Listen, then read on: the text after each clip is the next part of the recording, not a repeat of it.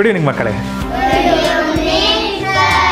ಇವತ್ತಿನ ತರಗತಿಯಲ್ಲಿ ನಾವು ಒಂದು ನಿಮಿಷ, ಇವತ್ತಿನ ತರಗತಿಗಿಂತ ಹೆಚ್ಚಾಗಿ ನಾವು ಹಿಂದಿನ ತರಗತಿಯಲ್ಲಿ ಏನು ಮಾಡಿದ್ವಿ, ಗೊತ್ತಿರದ ಮೌಲ್ಯ ಕಂಡುಹಿಡಿದು ಮಾಡಿದ್ವಲ್ವಾ? ಹಾಂ, ಎಕ್ಸ್ನ ಬೆಲೆ ಕಂಡುಹಿಡಿತಿದ್ವಿ. ಇವರಷ್ಟು ಚೆನ್ನಾಗಿದ್ದಾರೆ ನೋಡ್ರಿ, ಎಕ್ಸ್ ಜೊತೆನೇ ಆಟ ಆಡ್ತಿದ್ದಾರೆ ಎಲ್ಲರೂ. ಹಾಂ, ನಾವು ಆಟ ಆಡೋಣ ಸ್ವಲ್ಪ ಹೊತ್ತು. ಹಾಂ ಬನ್ನಿ. ಹಿಂದಿನ ತರಗತಿಯಲ್ಲಿ ಮಕ್ಕಳು ನಾವೇನು ಮಾಡಿದ್ವಿ? ಅಯ್ಯೋ ಇವರಂತೂ ಬೇಡ, ಎಲ್ಲರೂ ಪ್ಲಸ್ಸು ಮೈನಸ್ ಹೊತ್ಕೊಂಡು ಹೋಗ್ತಾ ಇದ್ದಾರೆ. ಇದ್ರ ಬಗ್ಗೆ ಚರ್ಚೆ ಮಾಡಿದ್ವಿ ಮಕ್ಕಳೇ. ಒಂದು ಸೇತುವೆ ಇರುತ್ತೆ, ಸೇತುವೆಯಿಂದ ಪ್ಲಸ್ ಇದ್ದವ್ರು ಆ ಕಡೆ ಹೋದ್ರೆ ಏನಾಗ್ತಾರೆ, ಮೈನಸ್ ಇದ್ದವ್ರು ಈ ಕಡೆ ಬಂದರೆ ಏನಾಗ್ತಾರೆ, ಯಾರು ಆ ಕಡೆ ಹೋದರೂ ಏನಾಗ್ತಾರೆ ಅಲ್ಲ, ಅವರ ಪ್ಲಸ್ ಇದ್ದದ್ದು ಮೈನಸ್ ಆಗುತ್ತೆ, ಮೈನಸ್ ಇದ್ದದ್ದು ಪ್ಲಸ್ ಆಗುತ್ತೆ. ಸೊ ಎಲ್ಲರೂ ಇವರು ಹೋಗ್ತಾ ಇದ್ದಾರೆ. ನಾವು ಇಲ್ಲೂ ಸ್ವಲ್ಪ ಜನನ ಓಡಿಸೋಣ ಬನ್ನಿ. ಮೊದಲು ಫಸ್ಟ್ ಏನಂತ ಹೇಳಿದ್ದೆ ನಾನು? ಎಕ್ಸಿಗೆ ಏನಿರಬೇಕು? ಬರಿಬೇಡಿ, ಡೋಂಟ್ ರೈಟ್. ನಾನಿರುವುದೇ ನಿಮಗಾಗಿ, ಏನೋ. ಓಕೆ, ಕಣ್ಣೀರಾ? ಯಾರಿಗೆ ಕಣ್ಣೀರು? ಓಕೆ, ಕಣ್ಣೀರು ಯಾರಿಗೂ ಬೇಡ. ಹಾಂ, ಎಲ್ಲರೂ ಖುಷಿಯಾಗಿರೋಣ. ನೋಡಿ, ಎಕ್ಸಿಗೆ ಅಂದರೆ ಇಂಗ್ಲೀಷ್ ಅಕ್ಷರಕ್ಕೆ ಮೊದಲು ಏನಿರಬೇಕು? ಪ್ಲಸ್ ಇದೆಯಾ? ಓಕೆ, ಪ್ಲಸ್ ಆದ ತಕ್ಷಣ ಏನು ಮಾಡ್ಬೇಕು? ಅದನ್ನು ಒಂಟಿ ಮಾಡ್ಬೇಕಂದ್ರೆ ಈ 3 ಆ ಕಡೆ ಹೋಗ್ಬೇಕು. ಇದು ಬರೀ 3 ಅಲ್ಲ, ಎಂಥ 3? +3. ಆ ಕಡೆ ಹೋದ ತಕ್ಷಣ ಏನಾಗ್ತದೆ? 14 ಇದೆ, ಅವ್ರ ಪಕ್ಕ -3 ಆಗುತ್ತೆ. ಕರೆಕ್ಟ್? ಎಕ್ಸ್ ಒಂಟಿ ಆದ ತಕ್ಷಣ ಏನಾಗುತ್ತೆ? ಒಂದು ಲೆಕ್ಕ ಸಿಗುತ್ತೆ ಅಮೃತ. ಕರೆಕ್ಟ್? 14ರಲ್ಲಿ 3 ಹೋದರೆ ಸೊ ಎಕ್ಸ್ನ ಬೆಲೆ ಏನಂತ ಹೇಳ್ಬೋದು ನಾವು? 11 ಅಂತ ಹೇಳ್ಬೋದು. ನೆನಪಾಗ್ತಿದೆ ಏನಾದರೂ ಸ್ವಲ್ಪ? ಹಾಂ, ಒಂದಾನೊಂದು ಕಾಲದಲ್ಲಿ ಈ ಥರ ನಾವು ಲೆಕ್ಕಗಳನ್ನು ಮಾಡಿದ್ವಿ, ನೆನಪಿದೆ ತಾನೇ? S, right.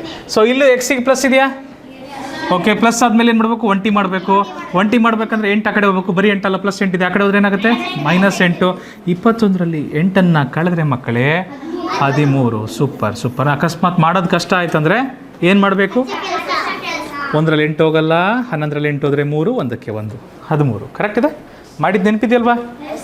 ಶರತ್ ನಾಯಕ, ಮುಂದಿನ ಪ್ರಶ್ನೆ. ಎಕ್ಸಿಗೆ ಪ್ಲಸ್ ಇದೆ, ಪ್ಲಸ್ ಆದಮೇಲೆ ಒಂಟಿ ಮಾಡಬೇಕು. 5 ಆ ಕಡೆ ಹೋಗಬೇಕಲ್ವಾ? 18 - 5 ಏನು ಬರುತ್ತಪ್ಪ? 13. ಸೊ ಈಸಿ ಮಾಡಿದ್ದೀವಿ ಈ ಥರ ಲೆಕ್ಕಗಳನ್ನು. ತೃಪ್ತಿ ಆಯಿತಾ? Good, very good. ಇವತ್ತಿನ ತರಗತಿಯಲ್ಲಿ ಸ್ವಲ್ಪ ಅದೇ ರೀತಿಯ ಪ್ರಶ್ನೆಗಳ ಮೇಲೆ ಕೆಲವು ವಾಕ್ಯ ರೂಪದ ಪ್ರಶ್ನೆಗಳನ್ನು ಮಾಡೋಣ. ಡನ್? ಓಕೆ. ಎಂತ ಈ ಬಲೂನ್ಗಳು ನೋಡ್ತಾ ಇದ್ದೀರಾ? ಹಾಂ, ಅರೆ ಬನ್ನಿ, ನಾವು ಸ್ವಲ್ಪ ಹಾರಿಸೋಣ ಬನ್ನಿ. ಇಲ್ಲಿ ವಾಕ್ಯ ರೂಪದ ಬಲೂನ್ಗಳಿದ್ದಾವೆ, ಇವುಗಳನ್ನು ಹಾರಿಸ್ಬಿಡೋಣ ಜಲ್ದಿ. ಮಕ್ಕಳೇ, ಇಂಗ್ಲೀಷಲ್ಲಿ ನಾನು ಓದೋದು ಇವತ್ತಿಂದ ನಿಲ್ಲಿಸ್ತಾ ಇದ್ದೀನಿ. ಯಾರ್ಯಾರು ಇಂಗ್ಲೀಷ್ ಮೀಡಿಯಮ್ ಇದ್ದೀರಿ, for all those students who are in English medium, who are going to take the exam in English medium, you may please pause the video and read the question and proceed further. Okay, so reading the questions in English is going to take a lot of time. The length of the video is going to be very big. So in order to save time, we are going to skip reading the English question. So if you are interested in English medium, if you are going to take the exam in English medium, then please pause the video and read the question in English. Okay, we are going to proceed with our Kannada. ಭಾರತದ ಒಟ್ಟು ಎಷ್ಟು ರಾಜ್ಯ ಇದೆ? ನಿಜವಾಗಿಯೂ? Okay, ಭಾರತದ ಒಟ್ಟು 28 ರಾಜ್ಯಗಳ ರಾಜಧಾನಿಗಳಲ್ಲಿ ಚಿಂತನ ಇನ್ನೂ 6 ರಾಜ್ಯಗಳ ರಾಜಧಾನಿಗಳನ್ನು ನೆನಪಿಟ್ಟುಕೊಳ್ಳಬೇಕಾಗಿದೆ. ಚಿಂತನ ನೋಡ್ರಿ ಎಂಥ ಒಳ್ಳೆ ಕೆಲಸ ಮಾಡ್ತಾ ಇದ್ದಾರೆ. ಅವರು 28 ರಾಜ್ಯದ ರಾಜಧಾನಿಗಳನ್ನು ನೆನಪಿಟ್ಕೊತಾ ಇದ್ದಾರೆ. ಎಲ್ಲ ರಾಜ್ಯದ ರಾಜಧಾನಿಗಳು ನಿಮಗೆಲ್ಲ ಗೊತ್ತಿರುತ್ತಲ್ವಾ? ಹಾಂ, ಗೊತ್ತಿದೆಯಾ? ಛತ್ತೀಸ್ಗಢ. ಓಕೆ, ಹಾಗಾದರೆ ಆಂಧ್ರ ಪ್ರದೇಶ್, ತೆಲಂಗಾಣ, ಮಹಾರಾಷ್ಟ್ರ, ಕೇರಳ, ತಮಿಳುನಾಡು, ಗೋವಾ, ಕರ್ನಾಟಕ. Thank you. ಭಾರತದ ಒಟ್ಟು 28 ರಾಜ್ಯಗಳ ರಾಜಧಾನಿಗಳಲ್ಲಿ ಚಿಂತನ 6 ರಾಜ್ಯಗಳ ರಾಜಧಾನಿಗಳನ್ನು ನೆನಪಿಟ್ಟುಕೊಳ್ಳಬೇಕಾಗಿದೆ. ಇನ್ನೂ ನೆನಪಿಟ್ಕೊಳ್ಬೇಕು ಅದನ್ನು.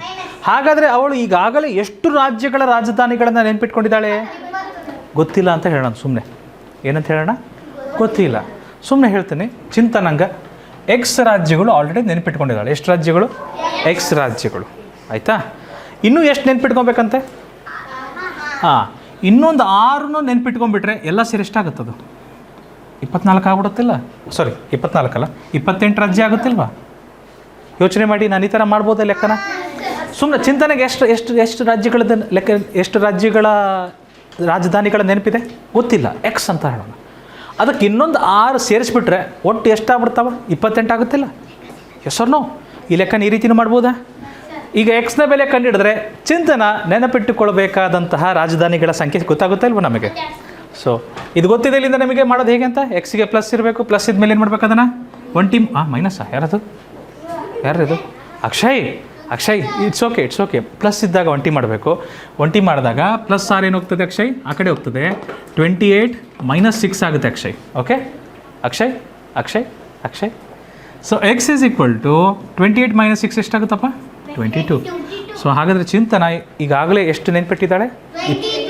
22 ಆಲ್ರೆಡಿ ನೆನ್ಪಿಟ್ಟಿದ್ದಾರೆ. ಇನ್ನೊಂದು 6 ಸೇರಿಬಿಟ್ರೆ ಎಷ್ಟಾಗುತ್ತದು? 28 ಆಗಿಬಿಡುತ್ತೆ. ಫ್ಯಾಂಟಾಸ್ಟಿಕ್. ಸೊ ಈ ರೀತಿಯ ಪ್ರಶ್ನೆಗಳನ್ನು ಈ ರೀತಿ ಬಳಸಿ ನಾವು ಮಾಡೋದನ್ನು ಇವತ್ತಿನ ತರಗತಿಯಲ್ಲಿ ಕಲಿತೀವಿ ಮಕ್ಕಳೇ. ಓಕೆ, ರೆಡಿ ಇದ್ದೀರಾ? ಮುಂದೆ ಹೋಗೋಣ. ಹಾಂ, ಮುಂದೆ ಹೋಗ್ಬೋದಾ? ಚಲೋ. ಮುಂದೆ ಹೋಗೋಕ್ಕಿಂತ ಮುಂಚೆ 28 ಸ್ಟೇಟ್ಸ್ ಇದೆ ಮತ್ತು 28 ರಾಜ್ಯಗಳಿಗೂ ರಾಜಧಾನಿಗಳಿದ್ದಾವೆ. ಜಿ ಕೆ ಬರ್ತದೆ, ನಮ್ಮ ಸೈನಿಕ್ ಸ್ಕೂಲ್ ಜಿ ಕೆ ಬರ್ತದೆ, ಅದರಲ್ಲಿ ಕಲಿಬೋದು. ಒಂದು ಸರಿ ಹಾಗೆ ಸುಮ್ಮನೆ ಹೋಗ್ಬಿಡೋಣ ಮುಂದೆ ಫಟಾಫಟ್. ಬಿಹಾರ್, ಉತ್ತರ ಪ್ರದೇಶ್, ಬಾಯಿಲ್ ಕೈತಿಗೆಮ್ಮ ಕಾರುಣ್ಯ, ಹಿಮಾಚಲ್ ಪ್ರದೇಶ್, ಓಕೆ, ಗುಜರಾತ್, ಜೈಪುರ್ ಉಲ್ಟಾ ಕೇಳ್ತೇನೆ ಈಗ ನಾನು. Jaipur, Chandigarh, Punjab and Haryana. Very good. So ಮಕ್ಕಳೇ, ಒಟ್ಟಾರೆ ನಮ್ಮಲ್ಲಿ 28 ರಾಜ್ಯಗಳಿದ್ದಾವೆ. ಪ್ರತಿ ರಾಜ್ಯಕ್ಕೂ ಒಂದೊಂದು ರಾಜಧಾನಿ ಇದೆ. ಅದೇ ರೀತಿ ನಮ್ಮ ಹತ್ರ ಎಷ್ಟು ಕೇಂದ್ರಾಡಳಿತ ಪ್ರದೇಶಗಳಿದ್ದಾವೆ?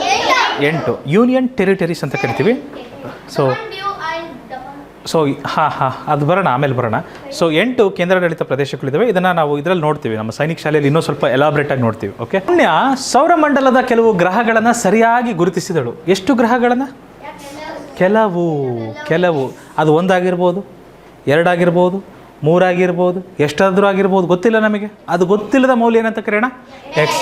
ಸುಮ್ಮನೆ ಹಾಗೆ ಎಕ್ಸ್ ಅಂತ ಕರೆಯೋಣ. ಎಷ್ಟು ಗ್ರಹ ಗುರುತಿಸಿದಾಳೆ ಪುಣ್ಯ? ಎಕ್ಸ್ ಗ್ರಹಗಳನ್ನು ಗುರುತಿಸಿದಾಳೆ. ಇನ್ನೂ 3 ಗ್ರಹಗಳನ್ನು ಗುರುತಿಸಿದ ನಂತರ ಇನ್ನೂ ಎಷ್ಟು ಗುರುತಿಸ್ಬೋದು ಬಾಕಿ ಇದೆ ಅಂತೆ? ಇನ್ನೊಂದು 3 ಗುರುತಿಸ್ಬಿಟ್ರೆ, ಇನ್ನು 3ನ್ನ ಗುರುತಿಸಿದ ನಂತರ ಎಲ್ಲ 8 ಗ್ರಹಗಳ ಗುರುತಿಸುವಿಕೆಯನ್ನು ಪೂರ್ಣಗೊಳಿಸಿದಳು. ನೋವು ಆಗ್ಬಿಟ್ಟಿದೆ. ಪೂರ್ಣಗೊಳಿಸಿದಳು. ಹಾಗಾದರೆ ಅವಳು ಮೊದಲು ಎಷ್ಟು ಗ್ರಹಗಳನ್ನು ಗುರುತಿಸಿದ್ದಳು ಮಕ್ಕಳೇ? ಮೊದಲು ಎಕ್ಸ್ ಗುರುತಿಸಿದ್ಲು. ಅದಾದಮೇಲೆ ಇನ್ನೂ 3 ಗುರುತಿಸೋದು ಬಾಕಿ ಇತ್ತಂತೆ. ಅದನ್ನು 3ನ್ನು ಗುರುತಿಸ್ಬಿಟ್ರೆ ಎಷ್ಟು ಗುರುತಿಸಿದಂತ ಆಗ್ತದಂತೆ? ಒಟ್ಟು 8ನ್ನ ಗುರುತಿಸಿದಂಗೆ ಆಗ್ಬಿಡುತ್ತಂತ. ಅದೆರಡು ಸೇರಿ ಎಷ್ಟಾಗುತ್ತಂತೆ? 8 ಗ್ರಹಗಳನ್ನು ಗುರುತಿಸಿದಂತ ಆಗ್ತದೆ. ಎಷ್ಟು ಗ್ರಹ ಇದ್ದಾವೆ ಸೌರಮಂಡಲದಲ್ಲಿ? 8 ಇದಾವೆ ತಾನೇ? ಹೊರಗೆ ತೆಗೆದ್ರು, ಅದನ್ನು ಕುಬ್ಜ ಗ್ರಹ ಅಂತ ಕರೆದ್ರು, ಡ್ವಾರ್ಫ್ ಪ್ಲಾನೆಟ್ ಅಂತ. ಸೊ ಹಾಗಾಗಿ 8 ಇದ್ದಾವೆ. ಸೊ ಎಷ್ಟು ಗುರುತಿಸಿದಾಳೆ ಅಂತ ಗೊತ್ತಿಲ್ಲ, ಅದನ್ನು ಎಕ್ಸ್ ಅಂತ ಕರಿತಿದ್ದೀವಿ. ಆದರೆ ಈ ಲೆಕ್ಕ ಮಾಡಿದ್ರೆ ನಮಗೆ ಎಕ್ಸ್ನ ಬೆಲೆ ಗೊತ್ತಾಗುತ್ತೆ ಅಲ್ವಾ? ನೋ ಹಲೋ ಸಹನಾ, ಎಕ್ಸಿಗೆ ಪ್ಲಸ್ ಇದೆ, ಪ್ಲಸ್ ಆದಮೇಲೆ ಒಂಟಿ ಮಾಡಬೇಕು. 3 ಏನಾಗುತ್ತೆ? ಆ ಕಡೆ ಹೋಗ್ತದೆ. ಏನಾಗ್ತದಮ್ಮ ಅವಾಗ? +3 ಆ ಕಡೆ ಹೋದ್ರೆ ಏನಾಗುತ್ತೆ? -3. Yes. So x is equal to 8ರಲ್ಲಿ 3 ಹೋದ್ರೆ ಎಷ್ಟಾಗುತ್ತಪ್ಪ? 5 ಆಗುತ್ತೆ. 8ರಲ್ಲಿ 3 ಹೋದ್ರೆ ಎಷ್ಟಾಗುತ್ತೆ? 5 ಹೊಡೆಯುತ್ತೆ ಮಕ್ಕಳೇ. ಕರೆಕ್ಟ್. ಮುಂದಿನ ಪ್ರಶ್ನೆಗೆ ಹೋಗ್ಬೋದಾ? ಅರ್ಥ ಆಗಿದೆ ಇದು ಹೇಗೆ ಮಾಡೋದಂತ? ಓಕೆ. ಸೊ ಗ್ರಹಗಳಲ್ಲಿ ಮೊದಲು ಯಾವ್ದು ಬರುತ್ತೆ? ಹತ್ತಿರದ ಗ್ರಹ ಯಾವ್ದು ಮಕ್ಕಳೇ? Mercury, Venus, Earth, Mars, Jupiter, Neptune. Thank you so much. ಆದರೆ ಮಕ್ಕಳೇ, ಇದರಲ್ಲಿ ಈ ಮೊದಲ 4 ಗ್ರಹಗಳಿದಾವಲ್ಲ, ಇದಕ್ಕೆ ನಾವು ಟೆರೆಸ್ಟ್ರಿಯಲ್ ಪ್ಲಾನೆಟ್ಸ್ ಅಂತ ಕರಿತೀವಿ. ಟೆರೆಸ್ಟ್ರಿಯಲ್ ಪ್ಲಾನೆಟ್ಸ್ ಅಂತ ಅಂದರೆ ಅರ್ಥ ಏನಪ್ಪ ಅಂದರೆ, ಇಲ್ಲಿ ನಿಮಗೆ ಕಲ್ಲು ಬಂಡೆಗಳು, ಗುಡ್ಡಗಾಡುಗಳು, ಮಣ್ಣು, ಕಲ್ಲು, ಬಂಡೆ ಎಲ್ಲ ಸಿಗುತ್ತೆ ಇಲ್ಲಿ. ಈ ಕೊನೆಗೆ 4 ಇದಾವಲ್ಲ, ಇವನ್ನ ಅನಿಲ ದೈತ್ಯಗಳು ಅಂತ ಕರೀತಾರೆ. ಗ್ಯಾಸ್ ಜಾಯಂಟ್ಸ್ ಅಂತ. ಗ್ಯಾಸ್ ಜಾಯಂಟ್ಸ್ ಅಂದರೆ ಅಲ್ಲಿ ಬರೀ ಗಾಳಿ ಇರುತ್ತೆ ಅಷ್ಟೇ, ಮೋಡ ಗಾಳಿಗಳಿರುತ್ತೆ. ಕಲ್ಲು, ಮಣ್ಣು, ಗುಡ್ಡ, ಬೆಟ್ಟ ಏನೂ ಇರೋದಿಲ್ಲ ಅಲ್ಲಿ. ಗಾಳಿಗಳಷ್ಟೇ ಗಾಳಿಗಳ ಒಂದು ಹತ್ತಿರ ಬಂದಿರೋದ್ರಿಂದ ಅವು ಗಾಳಿಗಳಿಂದನೇ ಮಾಡಲ್ಪಟ್ಟಿದೆ. ಇರುತ್ತೆ. ಜುಪಿಟರಲ್ಲಿಲ್ಲ. ಇಲ್ಲೊಂದು ಸುಳಿ ಇದೆಯಲ್ಲ, ಇದರೊಳಗೆ 3 ಪೃಥ್ವಿಗಳನ್ನು ಇಡಬಹುದು, ಭೂಮಿಗಳನ್ನು ಇಡಬಹುದು, ಅಷ್ಟು ದೊಡ್ಡದಿದೆ. ಹೌದು. ಕಾರುಣ್ಯ ವನ್ಯಜೀವಿ ಧಾಮದಲ್ಲಿ ಕೆಲವು ಆನೆಗಳನ್ನು ನೋಡಿದಳು. ಎಷ್ಟು ಆನೆ? ಎಷ್ಟು ಆನೆ ಇರ್ಬೋದಲ್ವಾ? 100 ಆನೆ ನೋಡಿರ್ಬೋದು, 200 ಆನೆ ನೋಡಿರ್ಬೋದು, 1 ಕೋಟಿ ಆನೆ ನೋಡಿರ್ಬೋದು, ಅಥವಾ ಒಂದೇ ಒಂದು ಆನೆ ನೋಡಿರ್ಬೋದು, ಗೊತ್ತಿಲ್ಲ ಎಷ್ಟು ಅಂತ. ಸೊ ನಾವೇನಂತ ಹೇಳೋಣ? ಎಕ್ಸ್ ಆನೆಗಳನ್ನು ನೋಡಿದಳು ಅಂತ ಹೇಳೋಣ. ಇನ್ನೂ 5 ಆನೆಗಳು ಆ ಹಿಂಡನ್ನು ಸೇರಿದ ನಂತರ ಇನ್ನೊಂದು 5 ಆನೆಗಳು ಬಂದು ಸೇರಿದ್ವಂತೆ. ಸೇರಿದ್ರೆ ಏನು ಮಾಡ್ಬೇಕು ನಾವು? ಪ್ಲಸ್. ಇನ್ನೊಂದು 5 ಆನೆ ಬಂದು ಸೇರಿದ್ರೆ ಅದಕ್ಕೆ ಪ್ಲಸ್ ಮಾಡಬೇಕು. ಆಗ ಅಲ್ಲಿ ಒಟ್ಟು 12 ಆನೆ ಆಗ್ಬಿಡ್ತಾವಂತೆ. ಅವೆರಡು ಸೇರಿ ಒಟ್ಟು ಎಷ್ಟಾಗುತ್ತಂತೆ? 12 ಆನೆ. ಈ ಥರ ಬರಿಬೋದಾ ನಾನು? Yes sir. ಎಕ್ಸ್ ಆನೆ ನೋಡಿದ್ದಳು ಮೊದಲು, ಇನ್ನೊಂದು 5 ಆನೆ ಬಂದು ಸೇರಿಬಿಟ್ವು ಗುಂಪನ್ನು. ಅವಾಗ ಎಷ್ಟು ಆನೆ ಆಗ್ಬಿಟ್ವು ಅಂತವು? 12 ಆನೆ ಆಗಿಬಿಡ್ತು. ಹಾಗಾದರೆ ಅವಳು ಮೊದಲು ಎಷ್ಟು ಆನೆಗಳನ್ನು ನೋಡಿದ್ದಳು? ಎಕ್ಸ್ ಆನೆಗಳು ಬರ್ದಿದ್ದೀವಿ ಆಲ್ರೆಡಿ. ಈ ಲೆಕ್ಕ ಮಾಡಿದ್ರೆ ಗೊತ್ತಾಗುತ್ತೆ ಮೊದಲು ಎಷ್ಟು ಆನೆಗಳನ್ನು ನೋಡಿದ್ಲು ಅಂತ. ಹೆಸರನ್ನು ಮಾಡ್ಬೋದಾ ಲೆಕ್ಕನ ನಾವು ಬರ್ತೀವಿ. ಎಕ್ಸಿಗೆ ಪ್ಲಸ್ ಇದೆ, ಪ್ಲಸ್ ಆದಮೇಲೆ ಏನು ಮಾಡಬೇಕು? ಒಂಟಿ ಮಾಡಬೇಕು. ಭಾಗಮ್ಮ 5 ಆ ಕಡೆ ಹೋಗ್ತದೆ, ಏನಾಗ್ತದೆ? 12 - 5 ಆಗ್ತದೆ. ಎಕ್ಸ್ ಇಸ್ ಈಕ್ವಲ್ ಟು 12 5 ಹೋದರೆ ಎಷ್ಟಾಗುತ್ತೆ ಮಕ್ಕಳೇ? 7. ಆಪ್ಷನ್ ಇಲ್ಲ, 7. X is equal to 7. ಹಾಗಾದರೆ ಕಾರುಣ್ಯ ಮೊದಲು ಎಷ್ಟು ಆನೆಗಳನ್ನು ನೋಡಿದ್ಲು? 7 ಆನೆಗಳು. ಅರ್ಥ ಆಯ್ತಾ ಮಕ್ಕಳೇ? ಇದು ನೆಕ್ಸ್ಟ್ ಕ್ವೆಶನ್. ಆನೆಗಳ ಬಗ್ಗೆ ಹೇಳೋದಾದರೆ ಮಕ್ಕಳೇ, ನಮ್ಮ ದೇಶದಲ್ಲಿ ಸುಮಾರು 500ಕ್ಕೂ ಹೆಚ್ಚು ವನ್ಯಜೀವಿ ಧಾಮಗಳಿದ್ದಾವೆ, ವೈಲ್ಡ್ ಲೈಫ್ ಸ್ಯಾಂಕ್ಚುರೀಸ್ ಇದ್ದಾವೆ. ಅದರಲ್ಲಿ ಪ್ರಮುಖವಾಗಿ ಆನೆಗಳನ್ನು ಉಳಿಸ್ಲಿಕ್ಕೋಸ್ಕರ ಮತ್ತು ಹುಲಿಗಳನ್ನು ಉಳಿಸ್ಲಿಕ್ಕೋಸ್ಕರ ಪ್ರಾಜೆಕ್ಟ್ ಟೈಗರ್ ಮತ್ತು ಪ್ರಾಜೆಕ್ಟ್ ಎಲಿಫೆಂಟ್ ಅಂತ ಸರ್ಕಾರದ ಅನುದಾನದ ಮೇಲೆ 2 ದೊಡ್ಡ ದೊಡ್ಡ ಯೋಜನೆಗಳನ್ನು ಮಾಡಿದರು. ಆನೆನ ಯಾಕೆ ಉಳಿಸ್ಬೇಕು ಸರ್? ಹುಲಿನ ಯಾಕೆ ಉಳಿಸ್ಬೇಕು ಸರ್? ಒಳ್ಳೆಯ ಪ್ರಶ್ನೆ. ಅವು ಉಳಿದಿದ್ರೆ ಏನಾರು ಲಾಸ್ ಇದೆಯಾ ನಮಗೆ? ಗೊತ್ತಿಲ್ಲ ನಿಮಗಲ್ವಾ? ಅಕಸ್ಮಾತ್ ಹುಲಿ ಇಲ್ಲಪ್ಪ, ಸಿಂಹನೇ ಇಲ್ಲಪ್ಪ, ಹುಲಿ ಸಿಂಹ ಇವ್ಯಾವೂ ಇಲ್ಲಪ್ಪ, ಹುಲಿ ಮತ್ತು ಸಿಂಹ ಇಲ್ಲ, ಕಾಡೇ ಇಲ್ಲ. ಅಲ್ಲ, ಕಾಡೇ ಇಲ್ಲ. ಹುಲಿ ಮತ್ತು ಸಿಂಹ ಏನು ಮಾಡ್ತವೆ? ಯಾರನ್ನ? ಜಿಂಕೆನ, ಜೀಬ್ರಾನ, ಕಾಡೆಮ್ಮೆನ, ಅವುಗಳನ್ನು ಬೇಟೆಯಾಡುತ್ತೆ ಅಲ್ವಾ? ಕಾಡೆಮ್ಮೆನೂ ಬೇಟೆಯಾಡುತ್ತವೆ.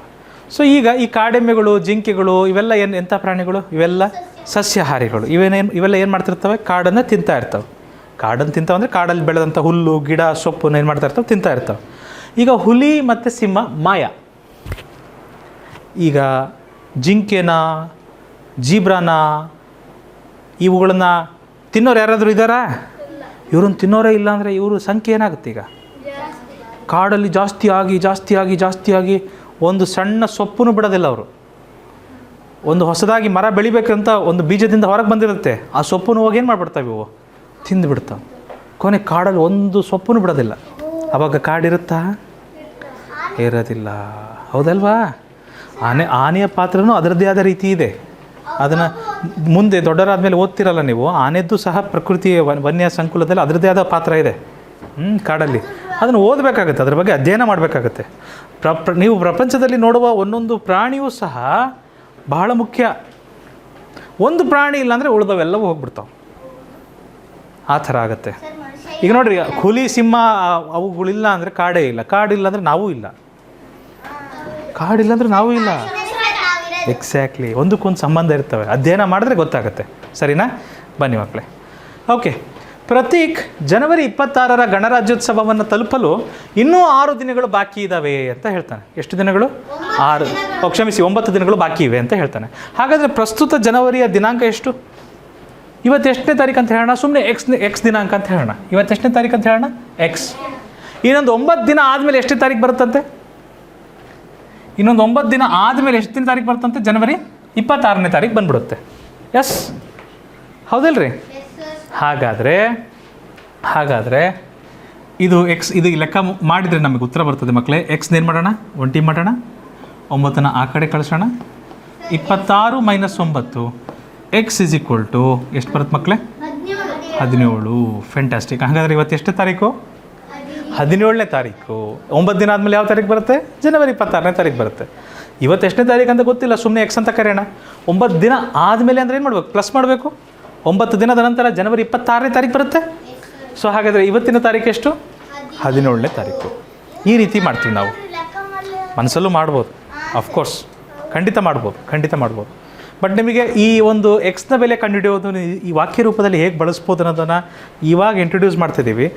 ಮುಂದಿನ ತರಗತಿಯಲ್ಲಿ ಇನ್ನೂ ಹೆಚ್ಚಿನ ವಾಕ್ಯ ರೂಪದ ಪ್ರಶ್ನೆಗಳು ಬರ್ತವೆ. ಆವಾಗ ನಿಮಗೆ ಗೊತ್ತಾಗುತ್ತೆ ಯಾಕೆ ಇದು ಕೆಲವು ಲೆಕ್ಕಗಳನ್ನು ಇದನ್ನು ಬಳಸ್ತೆ ಮಾಡೋಕ್ಕಾಗೋದಿಲ್ಲ ಅಂತ. ಬಾಯಲ್ಲಿ ಪೆನ್ ಇಡಬಾರ್ದಪ್ಪ ದಿಗಂತ್, ಬಾಯಲ್ಲಿ ಪೆನ್ ಇಡಬಾರ್ದು. ನಾವೆಲ್ಲ ಮನುಷ್ಯರಲ್ವಾ?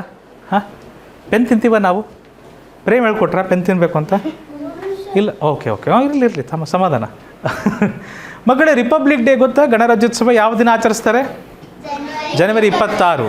ಜನವರಿ 26 ಅವತ್ತು ಯಾಕೆ ಗಣರಾಜ್ಯೋತ್ಸವ ಅಂತ ಆಚರಿಸ್ತಾರೆ?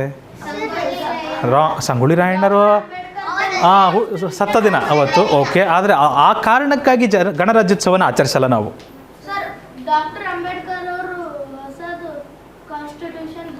ನಮ್ಮ ದೇಶದಲ್ಲಿ ನಮ್ಮ ಸಂವಿಧಾನವನ್ನು ನಾವು ಅವತ್ತು ನಾವು ಅವತ್ತು ಅಂಗೀಕರಿಸಿದ ದಿನ, ಅಂಗೀಕರಿಸಿದಲ್ಲ, ಅವತ್ತು ಅಡಾಪ್ಟ್ ಮಾಡ್ಕೊಂಡ ದಿನ, ಜಾರಿಗೆ ಬಂದ ದಿನ ಅವತ್ತು ಜಾರಿಗೆ ಬಂತದು. ಓಕೆ, ಜನವರಿ 26ಕ್ಕೆ. ಸರಿ ಮಕ್ಕಳೇ, 1950ನೇ ತಾರೀಕು, 1950 ಜನವರಿ 26ಕ್ಕೆ. ಓಕೆ, ಸೊ ಅವತ್ತಿದು ಎಫೆಕ್ಟಿಗೆ ಬಂತು. ಡಾಕ್ಟರ್ BR ಅಂಬೇಡ್ಕರ್ ಅವರು ಡ್ರಾಫ್ಟ್ ಕಮಿಟಿಯಲ್ಲಿ ಇದ್ದರು. ಡ್ರಾಫ್ಟಿಂಗ್ ಕಮಿಟಿ ಅಂತ ಇತ್ತಪ್ಪ, ಸಂವಿಧಾನವನ್ನು ಕರಡನ್ನ ರಚನೆ ಮಾಡುವ ಕಮಿಟಿ, ಕರಡು ಸಮಿತಿ. ಅದನ್ನು ಎಲ್ಲರೂ ಬರೆದಿರ್ತಾರೆ, ಭಾಳ ಜನ ಸೇರಿ. ಅದನ್ನೆಲ್ಲದನ್ನು ನೋಡಬೇಕಲ್ಲ, ಅದನ್ನೆಲ್ಲ ನಾವು ಒಟ್ಟಿಗೆ ಮಾಡಬೇಕಲ್ಲ, ಕೂಡಿಸ್ಬೇಕಲ್ಲ ಸರಿಯಾದ ಕ್ರಮದಲ್ಲಿ. ಆದರೆ ಸಮಿತಿ ಅಧ್ಯಕ್ಷರಾಗಿದ್ದರು ಡಾಕ್ಟರ್ BR ಅಂಬೇಡ್ಕರ್ ಅವರು. ಓಕೆ, ಮುಂದೆ ಓದ್ತೀರಿ ನೀವು. ಗೌತಮ್ ಪಾಟೀಲ್ ಕೆಲವು ಖಂಡಗಳ ಬಗ್ಗೆ ಅಧ್ಯಯನ ಮಾಡಿದ್ದಾನೆ. ಎಷ್ಟು ಖಂಡ? ಎಕ್ಸ್ ಖಂಡಗಳು. ಓಕೆ, ಇನ್ನೂ 2 ಖಂಡಗಳ ಬಗ್ಗೆ ಅಧ್ಯಯನ ಮಾಡಿದರೆ, ಇನ್ನೂ 2 ಸೇರಿಸ್ಬಿಟ್ರೆ ಆಗ ಎಲ್ಲ 7 ಖಂಡಗಳನ್ನು ಮುಗಿಸುತ್ತಾನೆ. ಅವಾಗ ಎಷ್ಟಾಗುತ್ತಂಥದ್ದು? ಎಲ್ಲ 7 ಖಂಡಗಳ ಅಧ್ಯಯನ ಮುಗಿಯುತ್ತಂತೆ. ಹಾಗಾದರೆ ಅವನು ಎಷ್ಟು ಖಂಡಗಳ ಬಗ್ಗೆ ಅಧ್ಯಯನ ಮಾಡಿದ್ದಾನೆ? 5. ಹೇಳ್ಬೋದಲ್ವ? ಮನಸಲ್ಲೇ ಮಾಡ್ಬೋದಾನೆ ಈ ಲೆಕ್ಕವನ್ನು. ಮಕ್ಕಳು, ಖಂಡಗಳಂದರೆ ಗೊತ್ತಾಗುತ್ತೆ ನಿಮಗೆ? ಖಂಡಗಳಂದರೆ ಗೊತ್ತಾಗುತ್ತಾ? ಏನು ಖಂಡ ಅಂದರೆ?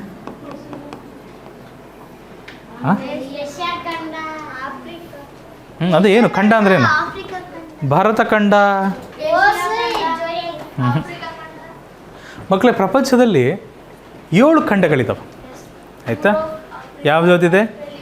ಏಷ್ಯಾ ಖಂಡ, ಆಫ್ರಿಕಾ ಖಂಡ, ಏಷ್ಯಾ ಖಂಡ, ಆಫ್ರಿಕಾ ಖಂಡ, ಮತ್ತು ಉತ್ತರ ಅಮೆರಿಕ ಖಂಡ, ದಕ್ಷಿಣ ಅಮೆರಿಕ ಖಂಡ, ಅಂಟಾರ್ಟಿಕಾ, ಯುರೋಪ್ ಮತ್ತು ಆಸ್ಟ್ರೇಲಿಯಾ. ಅರ್ಥ ಆಗ್ತಿದೆಯಾ? ಇಷ್ಟು ಖಂಡಗಳಿದ್ದಾವೆ. ಅತಿ ದೊಡ್ಡ ಖಂಡ ಅಂದರೆ ಏಷ್ಯಾ ಖಂಡ. ಓಕೆ, ಅಂಟಾರ್ಟಿಕಾನೂ ಒಂದು ಖಂಡ. ಅಂಟಾರ್ಟಿಕಾ ಕಾಣೋದು ಆ ಥರ ದೊಡ್ಡದು ಕಾಣುತ್ತೆ, ಅದಷ್ಟು ದೊಡ್ಡದಿಲ್ಲ, ಚಿಕ್ಕದಿದೆ. ಏಷ್ಯಾ ಖಂಡಕ್ಕಿಂತ ಚಿಕ್ಕದಿದೆ. ಆಸ್ಟ್ರೇಲಿಯಾ ಚಿಕ್ಕದಿದೆ. ಬಟ್ ಮಕ್ಕಳೇ, ಈ ಖಂಡಗಳು ಯಾಕೆ ಈ ಥರ ಖಂಡಗಳು ಬೇರೆ ಬೇರೆ ಅಂತ ಮಾಡಿದ್ದಾರೆ? ಈ ಥರ ಒಂದು ನೋಡೋದಕ್ಕೆ ದೂರದಲ್ಲಿದ್ದಾವೆ, ಸಮುದ್ರದಿಂದ ಆವರಿಸಿದೆ. ಆದರೆ ಯುರೋಪ್ ಮತ್ತು ಈ ಏಷ್ಯಾ ನೋಡ್ರಿ ಜೊತೆಗೆ ಇದ್ದಾವೆ, ಜೊತೆಗಿದ್ದರೂ ಅದನ್ನು ಬೇರೆ ಬೇರೆ ಖಂಡ ಅಂತ ಹೇಳಿದ್ದಾರೆ. ಹೌದಲ್ವಾ? ಯಾಕೆ ಅಂತೀರಾ ಮಕ್ಕಳು? ಇವೆಲ್ಲವೂ ಚಲನೆಯಲ್ಲಿದ್ದಾವೆ. ಇವೆಲ್ಲ ಖಂಡಗಳು, ಬೇರೆ ಬೇರೆ ಖಂಡಗಳು ಒಂದಕ್ಕೊಂದು ಓಡಾಡ್ತಾ ಇದ್ದಾವೆ. ಒಂದು ಮುಂದಕ್ಕೆ ಹೋಗ್ತಾ ಇದೆ, ಇನ್ನೊಂದು ಪಕ್ಕಕ್ಕೆ ಸರಿತಾ ಇದೆ, ಇನ್ನೊಂದು ಬಂದು ಇನ್ನೊಂದು ಖಂಡದ ಜೊತೆ ಗುದ್ದುತ್ತಾ ಇದೆ. ಈ ಥರ ನಿಜವಾಗ್ಲೂ ಈ ಥರ ಆಗ್ತಾಯಿದೆ. ಇವೆಲ್ಲ ಪ್ಲೇಟ್ಸ್ ಇದ್ದಾವೆ. ಇವೆಲ್ಲ ಪ್ಲೇಟ್ಗಳು ಮೇಲ್ಗಡೆ ಭೂಮಿ ಮೇಲೆ ತೇಲ್ತಾ ಇದ್ದಾವೆ. ಇವೆಲ್ಲ ಸ್ವಲ್ಪ ಊಹೆ ಮಾಡೋದು ಕಷ್ಟ ಆಗ್ತದೆ. ನಾವು ಜ್ವಾಲಾಮುಖಿಗಳ ಪಾಠ ಮಾಡ್ತೀವಿ ಮುಂದಿನ ದಿನಗಳಲ್ಲಿ. ಜ್ವಾಲಾಮುಖಿಗಳ ಪಾಠ ಮಾಡಿದಾಗ ಇದನ್ನು ಹೇಳ್ತೀವಿ. ಟೆಕ್ಟಾನಿಕ್ ಪ್ಲೇಟ್ ಮೂಮೆಂಟ್ ಅಂತ ಬರ್ತದೆ.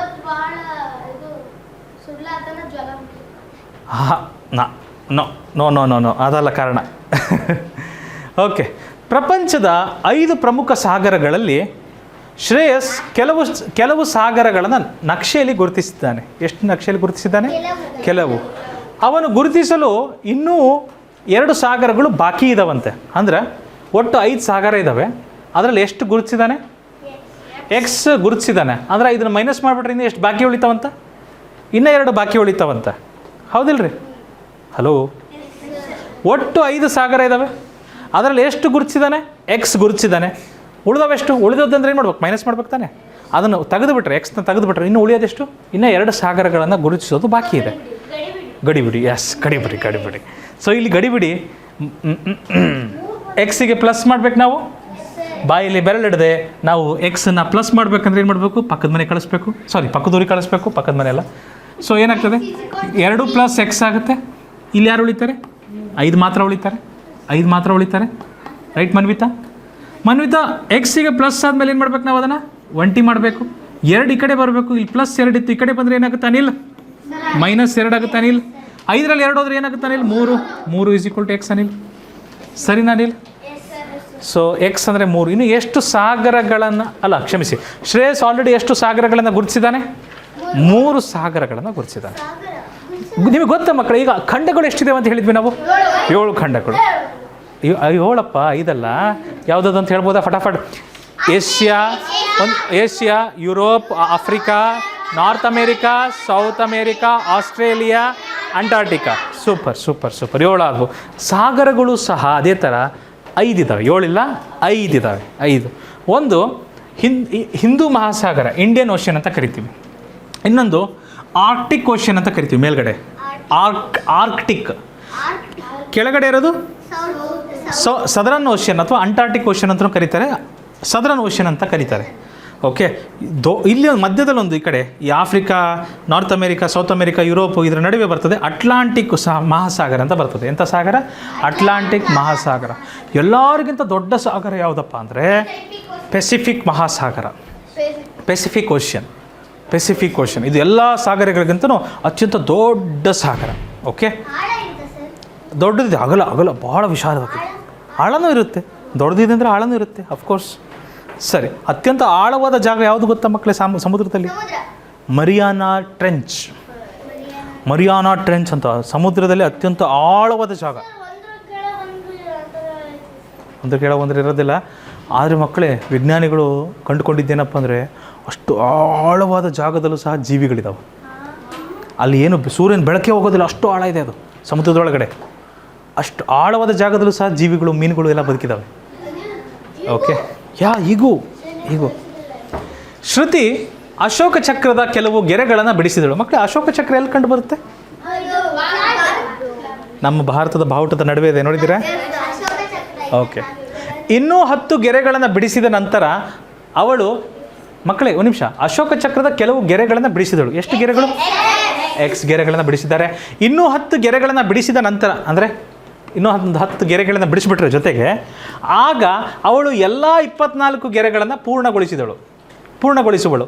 ಹಾಗಾದರೆ ಅವಳು ಮೊದಲು ಎಷ್ಟು ಗೆರೆಗಳನ್ನು ಬಿಡಿಸಿದ್ದಳು? ಎಕ್ಸ್ ಅಂತ ಹೇಳ್ಬೋದಲ್ವ ನಾವು? ಈ ವಾಕ್ಯ ರೂಪನ ಈ ಗಣಿತ ರೂಪಕ್ಕೆ ಈ ಥರ ಬರಿಬೋದು. ಗೊತ್ತಾಗ್ತಿದೆಯಾ ನಿಮಗೆ ಹೇಗೆ ಬರಿತಿದ್ದೀವಿ ಅಂತ?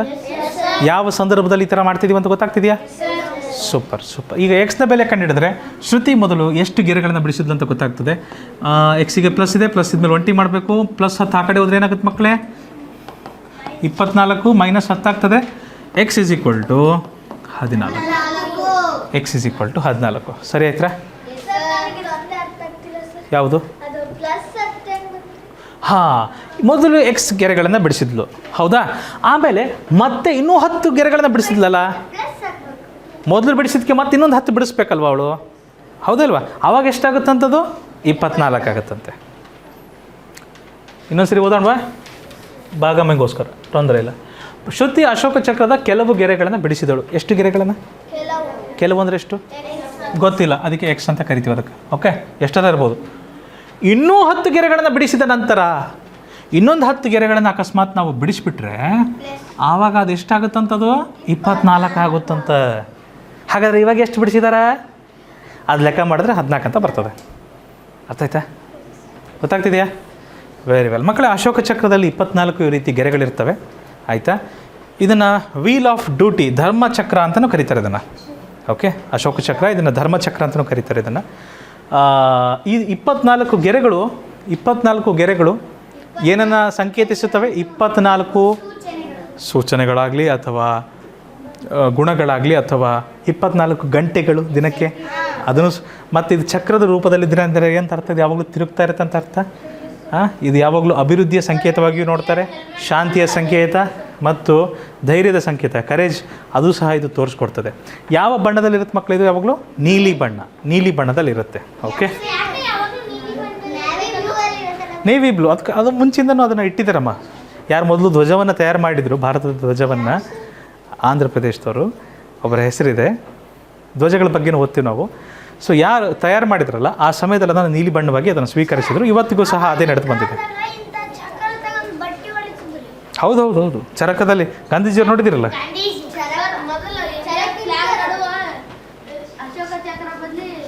ಬೇರೆದು ಚರಕ ಇತ್ತು ಹಳೇದು. ಮೇಡಮ್ ಕಾಮ ಅಂತ ಒಬ್ಬರಿದ್ದರು, ನಾವು ಓದ್ತೇವೆ, ಸೈನಿಕಲ್ಲಿ ಓದ್ತೇವೆ. ದೀಕ್ಷಾ ಸೈನಿಕ ಶಾಲೆಯ ಅಣುಕು ಪರೀಕ್ಷೆಯಲ್ಲಿ ಕೆಲವು ಅಂಕಗಳನ್ನು ಗಳಿಸಿದಳು. ಎಷ್ಟು? ಎಕ್ಸ್ ಗೊತ್ತಿಲ್ಲ, ಕೆಲವು. ಓಕೆ, ನೋಡೋಣ ಬರ್ರಿ, ಪಾಸ್ ಆಗಿದ್ದಾರೆ ಫೇಲ್ ಆಗಿದ್ದಾರೆ. ತಪ್ಪು ಉತ್ತರಗಳಿಂದಾಗಿ ತಪ್ಪು ಉತ್ತರಗಳಿಂದಾಗಿ 4 ಅಂಕಗಳನ್ನು ಕಳೆದುಕೊಂಡು ಕೊನೆಗೆ 45 ಅಂಕಗಳನ್ನು ಪಡೆದರು. ಎಷ್ಟು ಪಡೆದ್ರಂತೆ? 45. ವಾವ್, ಕರೆಕ್ಟ್ ಬರ್ತಿದ್ದೀವ? ಎಕ್ಸ್ ಅಂಕ ತಗೊಂಡ್ರು, 4ನ ಕಳ್ಕೊಂಡ್ರಂದ್ರೆ ಏನು ಮಾಡಬೇಕು? ಮೈನಸ್ ಮಾಡಬೇಕು. ಕೊನೆಗೆ ಎಷ್ಟು ಸಿಕ್ತಂತ ಅವರಿಗೆ? 45. ಹಾಗಾದರೆ ಅಂಕ ಕಡಿತದ ಮುನ್ನ ಅವಳ ಅಂಕ ಎಷ್ಟಿತ್ತು? ಎಕ್ಸ್ ಇತ್ತು. S R no? ಸೊ ಇದನ್ನು ಬಿಡಿಸಿದ್ರೆ ನಮಗೆ ಉತ್ತರ ಬರ್ತದ ತೃಪ್ತಿ? ಎಕ್ಸಿಗೆ ಪ್ಲಸ್ ಇದೆ, ಪ್ಲಸ್ ಇದ್ಮೇಲೆ ಏನು ಮಾಡ್ಬೇಕು ನಾವು ಅದನ್ನು ಒಂಟಿ ಮಾಡಬೇಕು, 4 ಆ ಕಡೆ ಕಳಿಸ್ಬೇಕು. ಏನಾಗುತ್ತೆ ಅವಾಗ? ಅದು ಏನಾಗುತ್ತೆ? ಹಲೋ ಹಾಂ, ಏನಾಗ್ತದೆ? -4 ಆ ಕಡೆ ಹೋದ್ರೆ ಏನಾಗುತ್ತೆ ಮಕ್ಕಳೇ? +4. ಹೌದಾ ಅದಿತಿ? ಸೊ 45ಕ್ಕೆ 4 ಕೂಡಿಸಿದ್ರೆ ಏನು ಬರುತ್ತೆ ಮಕ್ಕಳೇ? 49. ಸೊ ಹಾಗಾದ್ರೆ ಕಡಿತದಕ್ಕಿಂತ ಮುಂಚೆ ದೀಕ್ಷಾ ಅವರು ಗಳಿಸಿದ ಅಂಕ ಎಷ್ಟಿತ್ತು? 49. ತಪ್ಪಾದ ಉತ್ತರವನ್ನು ಕೊಟ್ಬಿಟ್ಟು ಫೇಲ್ ಆಗಿಬಿಟ್ರು. 100ಕ್ಕೆ 49 ಅಂದರೆ 51 ಮಾರ್ಕ್ಸ್ ಕಳ್ಕೊಂಡಿದ್ದೀರಿ ಅಲ್ಲ, ಗೊತ್ತಿಲ್ಲ. ಅದು ಎಕ್ಸೇ. ಎಷ್ಟು ಮಾರ್ಕ್ಸ್ ಸಿಗುತ್ತೆ ಎಕ್ಸಾಮು ಗೊತ್ತಿಲ್ಲ, ಎಕ್ಸ್. ಓಕೆ.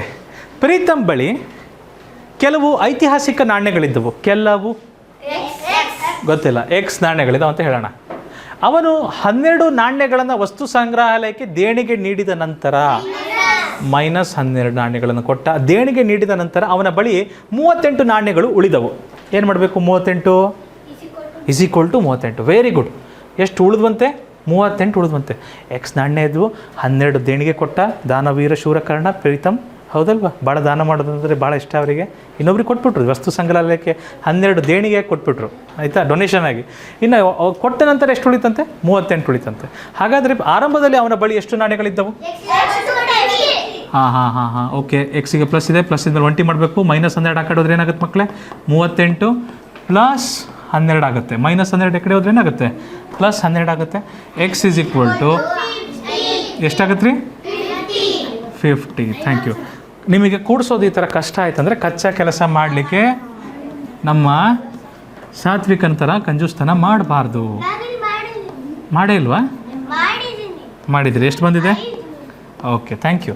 ಮಾಡಿದ್ದೀರಾ ಅಂದರೆ ಒಳ್ಳೇದು, ಭಾಳ ಒಳ್ಳೆಯದು. ಓಕೆ, ನೀವು ಮಾತಾಡೋದು ಮುಗೀತಂದರೆ ಗೌತಮ್ ಪಾಟೀಲ್, ನಾವು ಮುಂದಕ್ಕೆ ಹೋಗ್ಬೋದಾ? ಮುಂದಕ್ಕೆ ಹೋಗ್ಬೋದಾ ಗೌತಮ್? Okay, thank you. ಮುಂದಿನ ಪ್ರಶ್ನೆ. ಸಾರಿ, ನಾಣ್ಯಗಳ ಬಗ್ಗೆ. ಮಕ್ಕಳೇ, ನಾಣ್ಯಗಳ ಸಂಗ್ರಹಣೆ, ನಾಣ್ಯಗಳ ಬಗ್ಗೆ ಓದೋದಿರುತ್ತಲ್ಲ, ಅದಕ್ಕೊಂದು ಹೆಸರಿದೆ. ಅದರ ಹೆಸರು ನ್ಯೂಮಿಸ್ಮ್ಯಾಟಿಕ್ಸ್ ಅಂತಾರೆ. ಅದಕ್ಕೆ ನಾಣ್ಯಗಳ ಬಗ್ಗೆ ಅಧ್ಯಯನ ಮಾಡ್ತಾರಲ್ಲ, ಕಾಯಿನ್ ಬಗ್ಗೆ, ಕಾಯಿನ್ ಕಲೆಕ್ಷನ್ನು, ಕಾಯಿನ್ ಸ್ಟಡಿ, ಅದರ ಹೆಸರೇನಿದೆ ಅಂದರೆ ನ್ಯೂಮಿಸ್ಮ್ಯಾಟಿಕ್ಸ್ ಅಂತಾರೆ. ಅದಕ್ಕೆ ಏನಂತಾರೆ? ಈಗ ಸಂಖ್ಯೆಗಳ ಬಗ್ಗೆ ಓದೋದಕ್ಕೆ ಏನಂತಾರೆ? ಮ್ಯಾಥಮೆಟಿಕ್ಸ್, ಮ್ಯಾಥ್ಸ್ ಅಂತಾರಿಲ್ವಾ? ಮ್ಯಾಥಮೆಟಿಕ್ಸ್ ಅಂತಾರಿಲ್ವಾ? ಗಣಿತ. ಅದೇ ಥರ ಈ ಸಂಖ್ಯೆಗಳ ಬಗ್ಗೆ ನಾಣ್ಯಗಳ ಬಗ್ಗೆ ಯಾರು ಅಧ್ಯಯನ ಮಾಡ್ತಾರೆ, ಆ ಅಧ್ಯಯನಕ್ಕೆ ಏನಂತ ಕರೀತಾರೆ? ನ್ಯೂಮಿಸ್ಮ್ಯಾಟಿಕ್ಸ್ ಅಂತಾರೆ. ಏನಂತ ಹೇಳ್ತೀರಾ ನಮ್ಮ ಜೊತೆಗೆ ಪ್ಲೀಸ್ ಎಲ್ಲರೂ? ಮೊದಲೆಲ್ಲ ಮಕ್ಕಳೇ ಈ ಥರ ನಾಣ್ಯಗಳನ್ನು ಮಾಡ್ತಿದ್ರು. ಒಂದು ನಾಣ್ಯ ಇನ್ನೊಂದು ನಾಣ್ಯ ನೋಡೋದಕ್ಕೆ ಒಂದೇ ಥರ ಇರ್ತಿದ್ದಿಲ್ಲ, ಈ ಥರ ಮಾಡ್ತಿದ್ರು. ಹೋಗ್ತಾ ಈ ಥರ ನಾಣ್ಯಗಳು ಬಂದವು. ಅದರಲ್ಲೂ ಇತಿಹಾಸದಲ್ಲಿ ಗುಪ್ತರ ಒಂದು ಕಾಲ ಬರ್ತದೆ.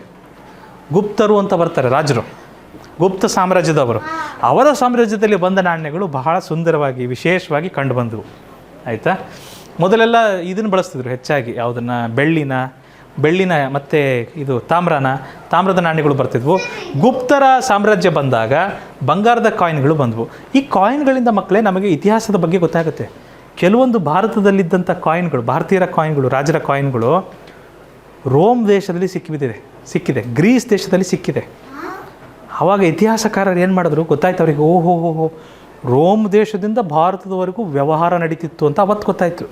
ಈಜಿಪ್ಟಲ್ಲಿ ಕಾಯಿನ್ಗಳು ಸಿಕ್ಕಿದ್ದಾವೆ ನಮ್ಮ ದೇಶದವು, ಅರ್ಥ ಆಯ್ತಾ? ಅವ್ರ ದೇಶದ ಕಾಯಿನ್ಗಳು ನಮ್ಮ ದೇಶದಲ್ಲಿ ಸಿಕ್ಕಿದ್ದಾವೆ ಅಂದರೆ ಅರ್ಥ ಏನು? ನಾವು ಅವರು ದುಡ್ಡನ್ನು ಎಕ್ಸ್ಚೇಂಜ್ ಮಾಡ್ಕೊಂಡಿದ್ದೀವಿ ಅಂತ ತಾನೇ, ಹೌದಾ ಇಲ್ವಾ? ವ್ಯವಹಾರ ಇತ್ತು ಅಂತ ತಾನೇ ಅದಕ್ಕೆ ಪುರಾವೆ.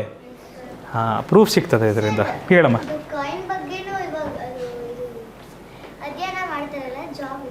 ಹೌದು, ಇದೆ. ಆರ್ಕಿಯೋಲಜಿಸ್ಟ್ ಅಂತ ಕರೀತಾರೆ ಅವ್ರನ್ನ, ಪುರಾತತ್ವ ಶಾಸ್ತ್ರಜ್ಞರು ಅಂತ ಕರೀತಾರೆ. ಇದೆ ಆ ಥರನೂ ಕೆಲಸಗಳಿದೆ. ಬರೀ ಇಂಜಿನಿಯರು, ಡಾಕ್ಟ್ರು ಅಷ್ಟೇ ಅಲ್ಲಮ್ಮ ಕೆಲಸ ಇರೋದು. ಪ್ರಪಂಚದಲ್ಲಿ ನಾನಾ ರೀತಿಯ ಕೆಲಸಗಳಿದ್ದಾವೆ.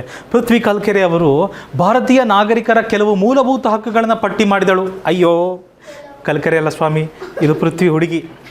ಓಕೆ, ಅವಳು ತನ್ನ ಪಟ್ಟಿಗೆ ಇನ್ನೂ 2 ಹಕ್ಕು, ಎಷ್ಟು ಪಟ್ಟಿಗಳನ್ನು ಮಾಡಿದರು? ಹಲೋ, ಕೆಲವು ಅಂದರೆ ಎಷ್ಟದು? ಪ್ರೇಮ್ ಎಷ್ಟು? ಎಕ್ಸ್. ಅದು ಅವಳು ಇನ್ನೂ 2 ಹಕ್ಕುಗಳನ್ನು ಸೇರಿಸಿದರೆ ಅದು ಎಷ್ಟಾಗುತ್ತಂತೆ? ಒಟ್ಟು 6 ಹಕ್ಕುಗಳಿಗೆ ಸಮಾನ ಆಗುತ್ತದೆ. ಹಾಗಾದರೆ ಅವಳು ಎಷ್ಟು ಹಕ್ಕುಗಳನ್ನು ಪಟ್ಟಿ ಮಾಡಿದಳು?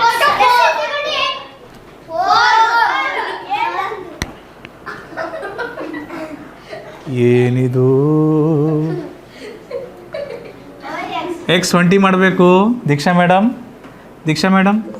ಎರಡು ಈ ಕಡೆ ಹೋದರೆ ಏನಾಗುತ್ತೆ ಮೇಡಮ್? +2 ಆ ಕಡೆ ಹೋದರೆ -2 ಆಗುತ್ತೆ madam. Yes madam. Okay, X = 6 2 ಹೋದರೆ 8 ಆಗುತ್ತೆ. ಹೌದಾ ದೀಕ್ಷಾ ಮೇಡಮ್? ಹಾಂ ಮಕ್ಕಳೇ, ನಿಮಗೆ ಗೊತ್ತಿದೆಯಾ ನಿಮ್ಮೆಲ್ಲರಿಗೂ ಮೂಲಭೂತ ಹಕ್ಕಿದಾವೆ. No no no no no ನಿಮ್ಮೆಲ್ಲರಿಗೂ ಹಕ್ಕಿದೆ. ಅದರಲ್ಲೂ ಸರ್ವಶ್ರೇಷ್ಠ ಹಕ್ಕುಗಳು ಮೂಲಭೂತ ಹಕ್ಕುಗಳು. ಈ 6 ಸರಿ ಕೂರಪ್ಪ ಚಿರಾಗ್, ಈ 6 ಮೂಲಭೂತ ಹಕ್ಕನ್ನು ಯಾರಾದರೂ ಬಂದು ತೊಂದರೆ ಕೊಟ್ರಪ್ಪ ಅಂದರೆ ಅವರನ್ನು ನೇರವಾಗಿ ಸುಪ್ರೀಂ ಕೋರ್ಟ್ ತನಕ ಕರ್ಕೊಂಡು ಹೋಗ್ಬೋದು. ಡೈರೆಕ್ಟ್ ಸುಪ್ರೀಂ ಕೋರ್ಟ್ ಜಡ್ಜಿಗೆ ನೀವು ಕೇಳ್ಬೋದು, ಹೋಗಿ ಚೀಫ್ ಜಸ್ಟಿಸ್ ಆಫ್ ಇಂಡಿಯಾಗೆ ಹೋಗಿ ಕೇಳ್ಬೋದು, ಸ್ವಾಮಿ ನಮಗೆ ಅನ್ಯಾಯ ಆಗಿದೆ, ನಮಗೆ ನ್ಯಾಯ ಕೊಡಿಸಿ, ಇಲ್ಲಿಬ್ಬರು ಹುಡುಗರು ಮಾತಾಡ್ತಿದ್ದಾರೆ, ಎಷ್ಟು ಹೇಳಿದ್ರು ನಮಗೆ ನ್ಯಾಯ ಕೊಡಿಸಿ, ನಾವು ಕ್ಲಾಸ್ ಮಾಡೋಕ್ಕೆ ಬಿಡ್ತಿಲ್ಲ ಅಂತ ಕೇಳ್ಬೋದು ಹೋಗಿ. ಮೊದಲನೇ ಹಕ್ಕು ರೈಟ್ ಟು ಈಕ್ವಾಲಿಟಿ, ಸಮಾನತೆ ಹಕ್ಕು. ಅಸಮಾನವಾಗಿ ಯಾರನ್ನೂ ನೋಡೋಂಗಿಲ್ಲ ಸರ್ಕಾರದವರು, ಆಯಿತಾ. ಎರಡನೇದು ರೈಟ್ ಟು ಫ್ರೀಡಮ್, ಸ್ವಾತಂತ್ರ್ಯದ ಹಕ್ಕು. ನಾನು ಸ್ವತಂತ್ರವಾಗಿರೋದಕ್ಕೆ ನಮಗೆಲ್ಲರಿಗೂ ಹಕ್ಕಿರುತ್ತೆ. ಯಾರಾದರೂ ಯಾರನ್ನು ಬೇಕಾದರೂ ಅವ್ರನ್ನ ತಗೊಂಡೋಗಿ ಜೈಲಿಗೆ ಹಾಕೋಂಗಿಲ್ಲ, ಬಿಡಬೇಕು. ತಪ್ಪು ಮಾಡಿದ್ರೆ ಜೈಲಿಗೆ ಹಾಕ್ತೀವಿ. ಅದು ಬಿಟ್ಟರೆ ಸ್ವತಂತ್ರವಾಗಿರೋ ಹಕ್ಕು ಎಲ್ಲರಿಗಿದೆ ತಾನೆ. ಮೂರನೇದು ರೈಟ್ ಅಗೇನ್ಸ್ಟ್ ಎಕ್ಸ್ಪ್ಲೋಯಿಟೇಷನ್, ಶೋಷಣೆಯ ವಿರುದ್ಧದ ಹಕ್ಕು. ಯಾರನ್ನೂ ಶೋಷಣೆ ಮಾಡೋಂಗಿಲ್ಲ, ಒಬ್ಬರು ಹೋಗಿ ಇನ್ನೊಬ್ರಿಗೆ ಹೊಡೆಯೋಂಗಿಲ್ಲ, ಹೌದಾ. ಅಥವಾ ಸರ್ಕಾರದವರು ಬಂದು ಯಾರನ್ನೂ ಒಬ್ಬರನ್ನ ಅರೆಸ್ಟ್ ಮಾಡ್ಕೊಂಡು ಕರ್ಕೊಂಡು ಹೋಗಿಲ್ಲ, ಆ ಥರ. ಫ್ರೀಡಮ್ ಆಫ್ ರಿಲಿಜನ್, ಧರ್ಮದ ಹಕ್ಕು, ಧರ್ಮ ಸ್ವಾತಂತ್ರ್ಯದ ಹಕ್ಕು. ನಾನು ನನ್ನ ಧರ್ಮವನ್ನು ಪಾಲಿಸಲು ನನಗೆ ಹಕ್ಕಿದೆ ಅನ್ನುವ ಹಕ್ಕು. ಈಗ ಹಿಂದೂ ಧರ್ಮದವರು ಹಿಂದೂ ಧರ್ಮವನ್ನು ಪಾಲನೆ ಮಾಡ್ಬೋದು, ಸಿಖ್ ಧರ್ಮದವರು ಅವರ ಧರ್ಮ ಪಾಲನೆ, ಇಸ್ಲಾಂನವರು ಬಹಾಯಿ ಧರ್ಮದವರು ಬಹಾಯಿ, ಯಹೂದಿಯವರು ಜುರಾಷ್ಟ್ರಿಯನ್ ಧರ್ಮ ಅವ್ರದ್ದು ಪಾಲಿಸ್ತಾರೆ, ಪಾರ್ಸಿ ಧರ್ಮ.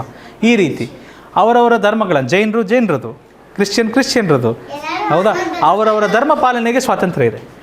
ಕಲ್ಚರಲ್ ಮತ್ತು ಎಜುಕೇಷ್ನಲ್ ರೈಟ್ಸ್ ಅಂದರೆ ನನಗೆ ಓದಕ್ಕೆ ಬಿಡಪ್ಪ ಪ್ಲೀಸ್, ಆಯಿತಾ. ಸಾಂಸ್ಕೃತಿಕ ಮತ್ತು ಶೈಕ್ಷಣಿಕದ ಹಕ್ಕು, ಶಿಕ್ಷಣದ ಹಕ್ಕು. ನಿಮ್ಮ ಸಂಸ್ಕೃತಿನ ನೀವು ಕಾಪಾಡಿಕೊಂಡು ಹೋಗ್ಲಿಕ್ಕೆ ಹಕ್ಕಿದೆ ಮತ್ತು ನಿಮ್ಮ ಶಿಕ್ಷಣವನ್ನು ನೀವು ಪಡಿಲಿಕ್ಕೆ ಹಕ್ಕಿದೆ, ಆಯಿತಾ. ಕಾನ್ಸ್ಟಿಟ್ಯೂಷನಲ್ ರೆಮಿಡೀಸ್, ಇದು ಯಾವುದರಲ್ಲಾದರೂ ಒಂದಕ್ಕೆ ತೊಂದರೆ ಆದರೂ, ಇದರಲ್ಲಿ ಯಾವುದರಲ್ಲಾದರೂ ಒಂದೇ ಒಂದಕ್ಕೆ ತೊಂದರೆ ಆದರೂ ಸಹ ನಿಮಗೆ ಡೈರೆಕ್ಟ್ ಸುಪ್ರೀಂ ಕೋರ್ಟ್ ತನಕ ಹೋಗಿ ಮನವಿ ಸಲ್ಲಿಸಲಿಕ್ಕೆ ಹಕ್ಕಿದೆ. ಅದು ಕಾನ್ಸ್ಟಿಟ್ಯೂಷನಲ್ ರೆಮಿಡೀಸ್.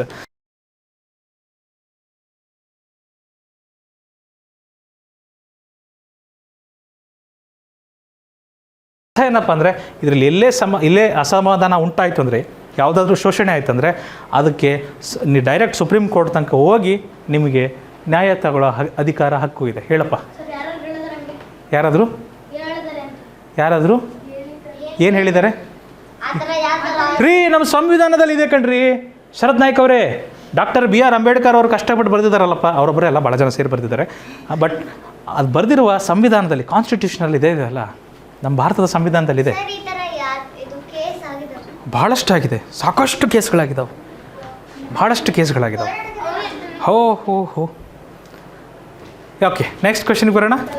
ಯಶ್ ನಾಯ್ಕೊಡೆ ಒಲಿಂಪಿಕ್ ಚಿಹ್ನೆಯ ಕೆಲವು ಉಂಗುರಗಳಿಗೆ ಬಣ್ಣ ಹಚ್ಚಿದನು. ಎಷ್ಟು ಉಂಗುರಗಳಿಗೆ? X ಉಂಗುರಗಳಿಗೆ.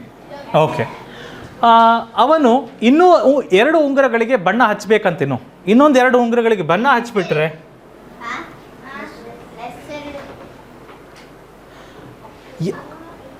ಒಂದು ನಿಮಿಷ ಮಕ್ಕಳೇ, ಎಲ್ಲ 5 ಉಂಗುರಗಳನ್ನು ಪೂರ್ಣಗೊಳಿಸಲು ಇನ್ನೂ 2 ಉಂಗುರಗಳಿಗೆ ಬಣ್ಣ ಹಚ್ಬೇಕಂತೆ. ಇನ್ನೂ 2 ಉಂಗುರಗಳಿಗೆ ಬಣ್ಣ ಹಚ್ಬಿಟ್ರೆ ಒಟ್ಟು ಎಷ್ಟು ಉಂಗುರಗಳಿಗೆ ಬಣ್ಣ ಹಚ್ಚಿದಂಗೆ ಆಗುತ್ತಂತೆ? 5 ಉಂಗುರಗಳಿಗೆ ಬಣ್ಣ ಹಚ್ಚಿದಂತೆ ಆಗ್ತದೆ ಸಂಭ್ರಮ್, ರೈಟ್? ಸೊ ಹಾಗಾದರೆ ಅವನು ಎಷ್ಟು ಉಂಗುರಗಳಿಗೆ ಬಣ್ಣ ಹಚ್ಚಿದ್ದಾನೆ? X ಪ್ಲಸ್ ಇದೆ, ಪ್ಲಸ್ ಇದ್ಮೇಲೆ 1 ಮಾಡಬೇಕು. ಇದು ಆ ಕಡೆ ಹೋದ್ರೆ ಏನಾಗುತ್ತೆ ಮಕ್ಕಳೇ? 5 - 2 X = 3. ಕರೆಕ್ಟ್ ಇದೆ? ಕರೆಕ್ಟ್ ಇದೆ, ಸೂಪರ್. ಬಟ್ ಒಲಿಂಪಿಕ್ ಬಗ್ಗೆ ಗೊತ್ತಾ ನಿಮಗೆ? 5 ವರ್ಷ, ಎಷ್ಟು ವರ್ಷಕ್ಕೊಂದ್ಸರಿ ಆಡ್ತಾರೆ? ಓಕೆ, ಎಲ್ಲಿ ಹಾಕ್ತಾರೆ? Olive leaves, correct. ಅದಿದೆ, ಅದು ಒಲಿಂಪಿಕ್ ಬಗ್ಗೆನೂ ಒಂದು ಗದ್ಯ ಭಾಗ ಇದೆ ನಮ್ಮಲ್ಲಿ, ಓದ್ತೇವೆ. ಈ 5 ಖಂಡಗಳ ಒಕ್ಕೂಟವನ್ನು ಪ್ರತಿನಿಧಿಸುತ್ತದೆ. ಇದು ಒಲಿಂಪಿಕ್ ಆಟ ಶುರುವಾಗಿದ್ದು ಎಲ್ಲಿ ಗೊತ್ತಾ ಮಕ್ಕಳೇ? ಗ್ರೀಸ್ ದೇಶದಲ್ಲಿ. ಯಾರು ಹೇಳಿದ್ದದು? Very good Chirag. ಗ್ರೀಸ್ ದೇಶದಲ್ಲಿ ಒಲಿಂಪಿಕ್ ಆಟ ಶುರುವಾಯಿತು. ಆಮೇಲೆ ಪಿಯರೆ ಡೆ ಕೂಬರ್ಟಿನ್ ಇವರು ಶುರು ಮಾಡಿದ್ದು 1913. ಇದನ್ನು ಭಾಳ ಜಾಗತಿಕ ಮಟ್ಟದಲ್ಲಿ ತಂದಂತಹ ವ್ಯಕ್ತಿ ಪಿಯರೆ ಡಿ ಕೂಬರ್ಟಿನ್. ಸ್ಟಾಪ್ ಮಾಡಿರ್ತಾರೆ.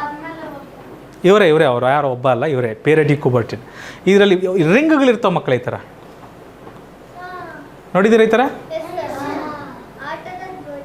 ಇಲ್ಲಿದೆ ನೋಡ್ರಿ, ಇಲ್ಲಿ ಕಾಣ್ತಿದೆಯಾ?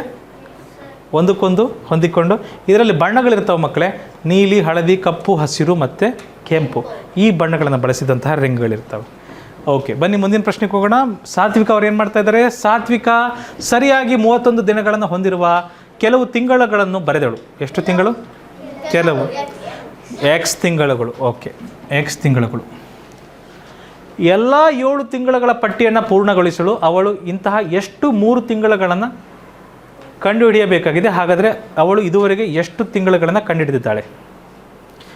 ಇಂಗ್ಲೀಷಲ್ಲಿ ಒಂದು ಓದ್ತೀನಿ, ಸ್ವಲ್ಪ ಕನ್ನಡದ ಪ್ರಶ್ನೆ ಗೊಂದಲ ಇದೆ ಮಕ್ಕಳೇ. Satvika wrote down a few months that have exactly 31 days. She needs to find 3 more such months to complete the list of all 7 months. ಅವಳು ಇನ್ನೂ ಇದನ್ನು ಪೂರ್ಣಗೊಳಿಸ್ಬೇಕಂದ್ರೆ ಇನ್ನೂ 3 ತಿಂಗಳುಗಳನ್ನು ಕಂಡುಹಿಡಿಬೇಕಂತ. ಆವಾಗ ಅಂತಹ ಎಷ್ಟು ತಿಂಗಳುಗಳಾಗ್ತಾವಂತವು? 7 ತಿಂಗಳುಗಳಾಗ್ತವೆ ಮಕ್ಕಳೇ. ಒಂದು ವರ್ಷದಲ್ಲಿ 12 ತಿಂಗಳಿರ್ತವೆ. 12ರಲ್ಲಿ 7 ತಿಂಗಳುಗಳಲ್ಲಿ ಎಷ್ಟು ದಿನಗಳಿದ್ದಾವೆ? 31 ದಿನಗಳಿದ್ದಾವೆ. ಎಣಿಸ್ಲಿಕ್ಕೆ ಬರ್ತದೆ ನಿಮಗೆ ಈ ಥರ? ಜನವರಿ, ಫೆಬ್ರವರಿ,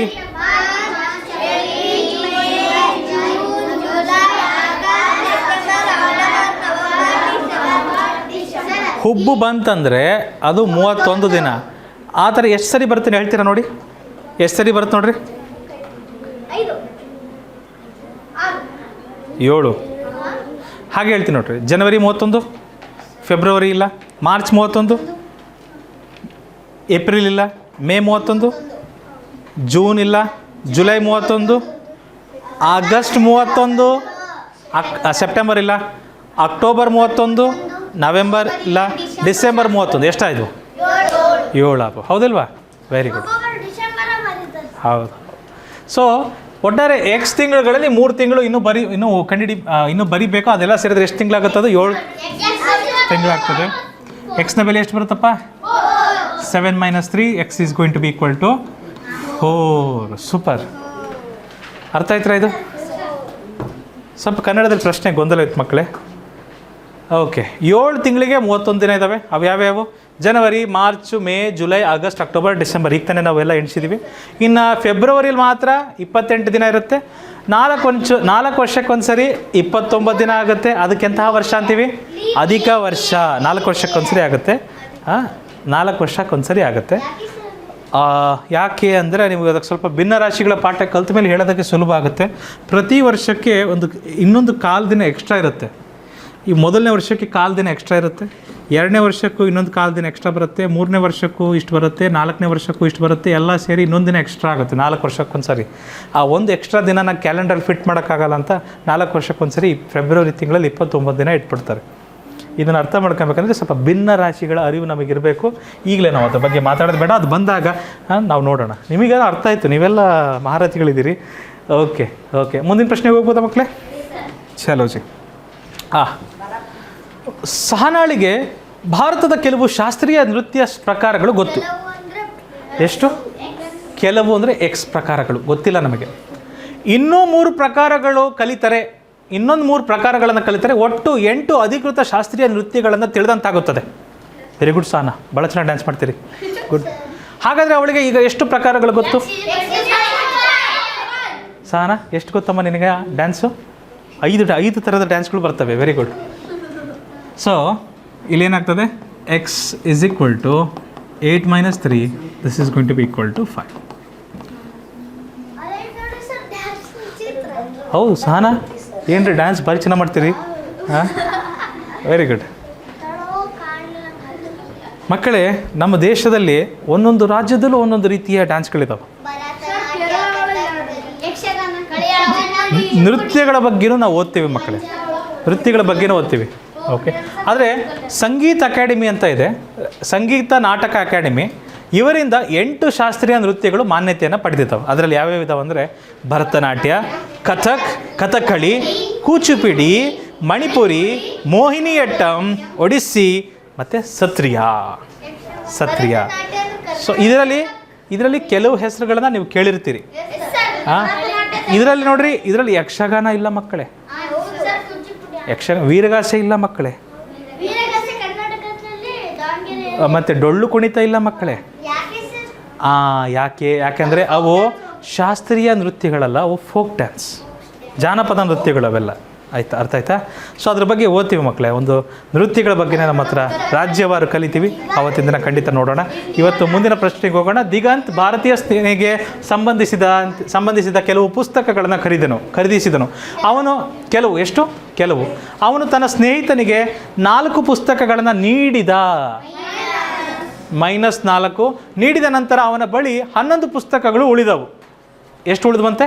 11 ಉಳಿದ್ವಂತೆ. ಕರೆಕ್ಟ್ ಬರ್ತಿದ್ದೀವಾ? ಓಕೆ. ಹಾಗಾದರೆ ಮೂಲತಃ ಎಷ್ಟು ಪುಸ್ತಕಗಳನ್ನು ಖರೀದಿಸಿದ್ದನು ದಿಗಂತ್? ಒಳ್ಳೆ ಹುಡುಗಪ್ಪ, ಪುಸ್ತಕಗಳ ಪಾಪ ಇನ್ನೊಬ್ರಿಗೆ ಓದೋದು ಕೊಟ್ಟಿದೆಯಾ, ಥ್ಯಾಂಕ್ ಯು. ಸೊ x = -4 ಆ ಕಡೆ ಹೋದ್ರೆ ಏನಾಗುತ್ತೆ ಮಕ್ಕಳೇ? +4 ಆಗುತ್ತೆ. ಅಲ್ಲಿಗೆ ಎಕ್ಸ್ನ ಬೆಲೆ ಏನು ಬರ್ತದೆ? 15. ಅರ್ಥ ಆಗ್ತಿದೆಯಾ? ಈ ಥರ ಲೆಕ್ಕಗಳನ್ನು ಹೇಗೆ ಮಾಡಬೇಕು ಅಂತ ಗೊತ್ತಾಗ್ತಿದೆಯಾ ಎಲ್ಲರಿಗೂ? Very good. ನೀವು ಕೇಳಿಲ್ಲ, ಕೊಟ್ಟಿಲ್ಲ?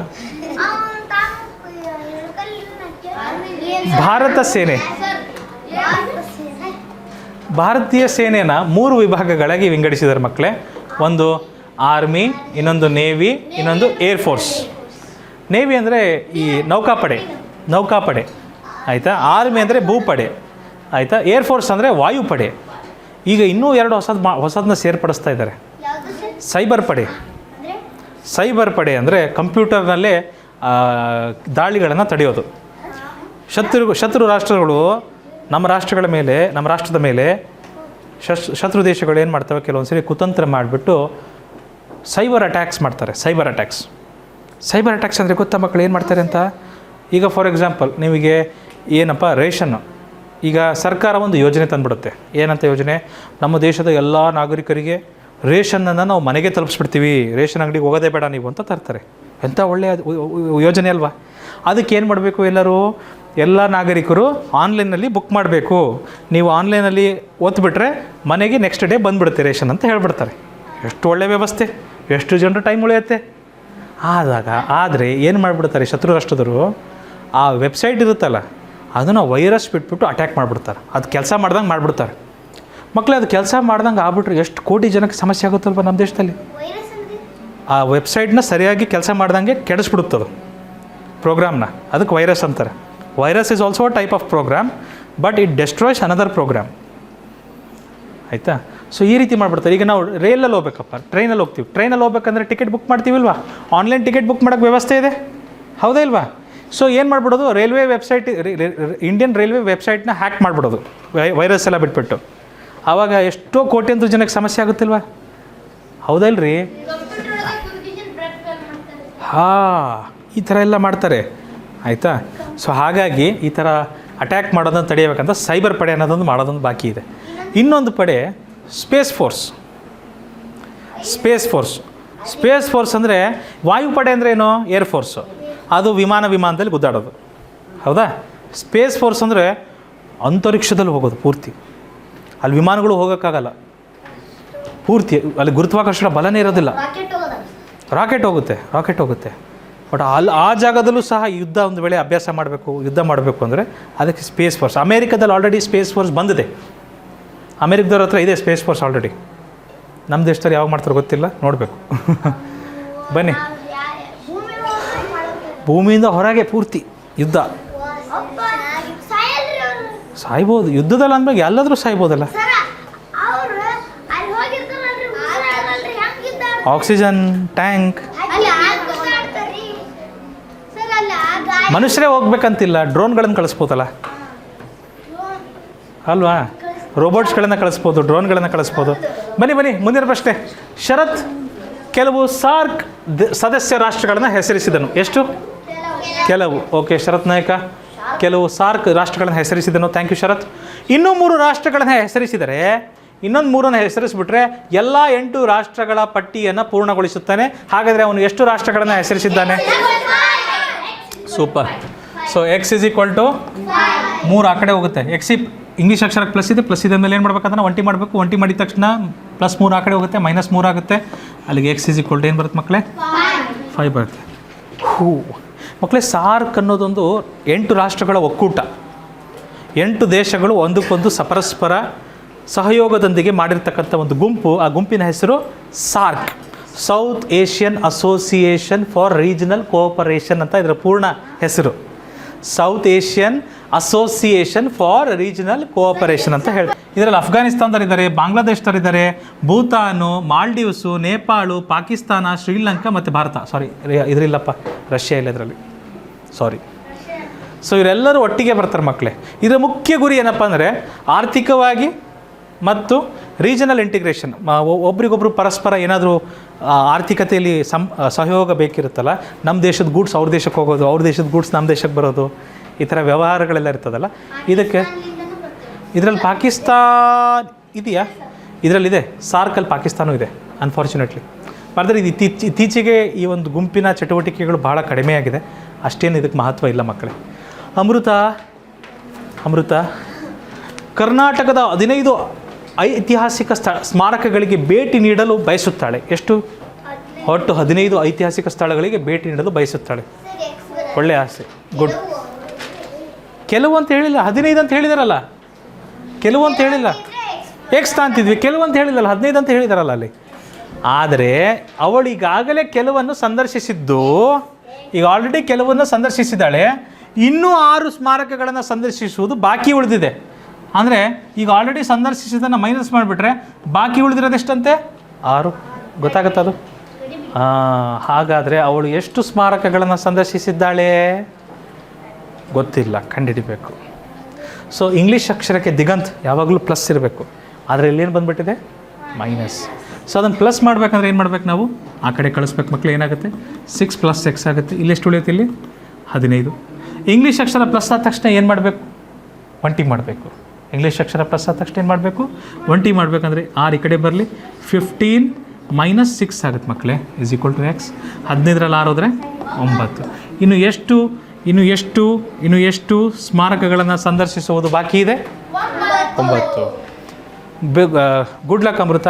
ಎಲ್ಲ ಐತಿಹಾಸಿಕ ಸ್ಥಳಗಳಿಗೆ ಹೋದ್ಮೇಲೆ ಸೆಲ್ಫಿ ತೊಗೊಂಡು ಸ್ವಲ್ಪ ನಮಗೆ ಫೋಟೋಸ್ ತೋರಿಸಿ, ನಾವು ಸ್ವಲ್ಪ ನೋಡಿ ಎಂಜಾಯ್ ಮಾಡ್ತೀವಿ. ಓಕೆ, ಮುಂದಿನ ಪ್ರಶ್ನೆಗೆ ಹೋಗ್ಬೋದಾ ಮಕ್ಕಳೇ? ಓಕೆ. ಹಂಪಿ, ಪಟ್ಟದಕಲ್ಲು, ಮೈಸೂರು ಅರಮನೆ ಕರ್ನಾಟಕದಲ್ಲಿರುವ ಕೆಲವು ಐತಿಹಾಸಿಕ ಸ್ಥಳಗಳಿವು. ಹಂಪಿ ವಿಜಯನಗರ ಸಾಮ್ರಾಜ್ಯಕ್ಕೆ ಸೇರುತ್ತೆ. ಪಟ್ಟದಕಲ್ಲು ಯಾವ ಸಾಮ್ರಾಜ್ಯ? ಚಾಲುಕ್ಯರ ಸಾಮ್ರಾಜ್ಯ. ಪಟ್ಟದಕಲ್ಲು ಮತ್ತು ಬಾದಾಮಿ ಇವೆಲ್ಲ ಚಾಲುಕ್ಯರ ಕಾಲದಲ್ಲಿ ಬಂದಂತಹ ಬೆಳೆದಂತಹ ಸ್ಥಳಗಳು. ಮೈಸೂರು ಅರಮನೆ ಯಾರ ರಾಜವಂಶಸ್ಥರ ಕಾಲದಲ್ಲಿ ಬಂದದ್ದು? ಒಡೆಯರ ಸಾಮ್ರಾಜ್ಯದಲ್ಲಿ. Okay, very good. ಪ್ರೇಮ್ ಭಾರತದ ಸ್ವಾತಂತ್ರ್ಯ ಹೋರಾಟಗಾರರ ಕೆಲವು ಚಿತ್ರಗಳನ್ನು ಸಂಗ್ರಹಿಸಿದನು. ಎಷ್ಟು ಚಿತ್ರಗಳು? ಕೆಲವು ಚಿತ್ರಗಳು. ಅಮೃತ ಆಮೇಲೆ ಹೋಗುವಂಥ ಐತಿಹಾಸಿಕ ಸ್ಥಳಗಳಿಗೆ ಇವಾಗಲೇ ಹೋಗಬೇಡಿ, ಆಯಿತಾ? ಸೊ ಕೆಲವು ಚಿತ್ರಗಳನ್ನು ಸಂಗ್ರಹಿಸಿದರು. ಅವನ ಶಿಕ್ಷಕರು ಅವನಿಗೆ ಇನ್ನೂ 14 ಚಿತ್ರಗಳನ್ನು ನೀಡಿದ ನಂತರ, ಅವನಿಗೆ ಇನ್ನೊಂದು 14 ಕೊಟ್ಟರಂತೆ. ಅವಾಗ ನೀಡಿದ ನಂತರ ಅವನ ಬಳಿ ಒಟ್ಟು 40 ಚಿತ್ರಗಳಾದವು. ಹಾಗಾದರೆ ಆರಂಭದಲ್ಲಿ ಪ್ರೇಮ್ ಬಳಿ ಎಷ್ಟು ಚಿತ್ರಗಳಿದ್ದವು? Very good. x = 26. Right answer. Shreyas ನಿಧಾನ. So x = 40 - 14. ಎಕ್ಸ್ನ ಬೆಲೆ ಏನು ಬರುತ್ತೆ ಮಕ್ಕಳೇ? 26 ಬರುತ್ತೆ. ಕರೆಕ್ಟ್ ಇದೆಯಾ? ಸೂಪರ್. x = 26. ಮುಂದಿನ ಪ್ರಶ್ನೆಗೆ ಹೋಗ್ಬೋದಾ ಮಕ್ಕಳೇ? ಏನು ಕಲೆಕ್ಟ್ ಮಾಡ್ತಿದ್ದಾನಂತೆ? ಯಾರ ಚಿತ್ರ? ಸ್ವಾತಂತ್ರ್ಯ ಹೋರಾಟಗಾರರ ಚಿತ್ರ. ಮಕ್ಕಳೇ, ಸ್ವಾತಂತ್ರ್ಯ ಹೋರಾಟಗಾರರಲ್ಲಿ ಅಸಂಖ್ಯಾತ ಜನರು ತಮ್ಮ ಪ್ರಾಣ ಬಲಿದಾನ ಮಾಡಿದ್ದಾರೆ. ನಾನಾ ರೀತಿಯ ಬಲಿದಾನಗಳನ್ನು ಮಾಡಿದ್ದಾರೆ.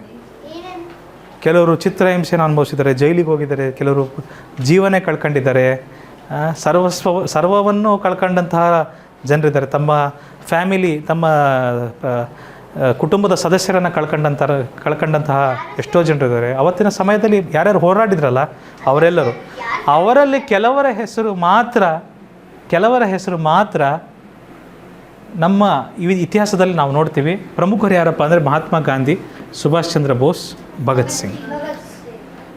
ಆಯಿತಾ? ಮಹಾತ್ಮ ಗಾಂಧಿಯವರು ಅಹಿಂಸೆಯೇ ಪರಮಧರ್ಮ ಅಂತಿದ್ರು. ಸುಭಾಷ್ ಚಂದ್ರ ಬೋಸ್ ಇಂಡಿಯನ್ ನ್ಯಾಷನಲ್ ಆರ್ಮಿನ ಸ್ಥಾಪಿಸಿದರು. ಮಕ್ಕಳೇ, ಇಂಡಿಯನ್ ನ್ಯಾಷನಲ್ ಆರ್ಮಿನೇ ಸ್ಥಾಪಿಸಿದರು ಆವಾಗ. Bhagat Singh revolutionary hero. ಭಗತ್ ಸಿಂಗ್ ಹೆಂಗಪ್ಪ ಅಂದರೆ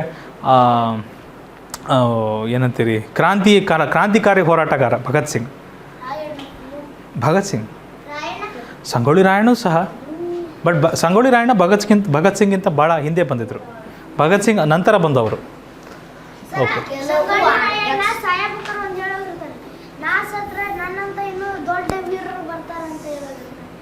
ಹೌದು.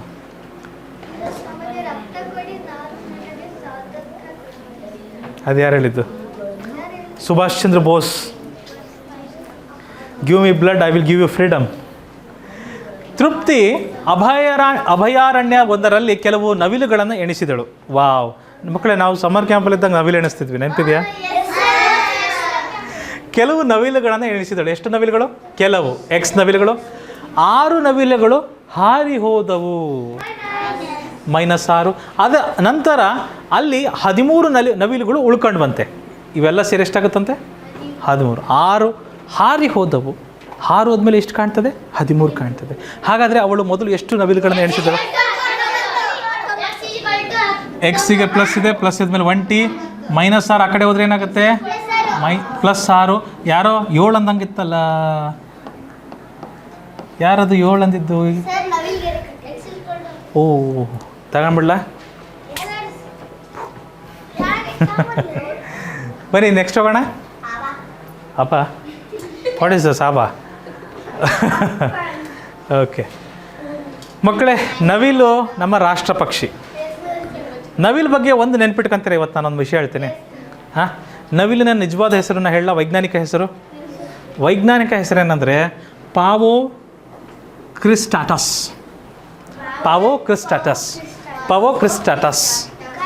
ಹೇಳ್ತೀರಾ? ಅದು ವೈಜ್ಞಾನಿಕ ಹೆಸರು, ಕನ್ನಡ ಭಾಷೆಯಲ್ಲೂ ಅದೇ, ಪಾವೋ ಕ್ರಿಸ್ಟಾಟಸ್.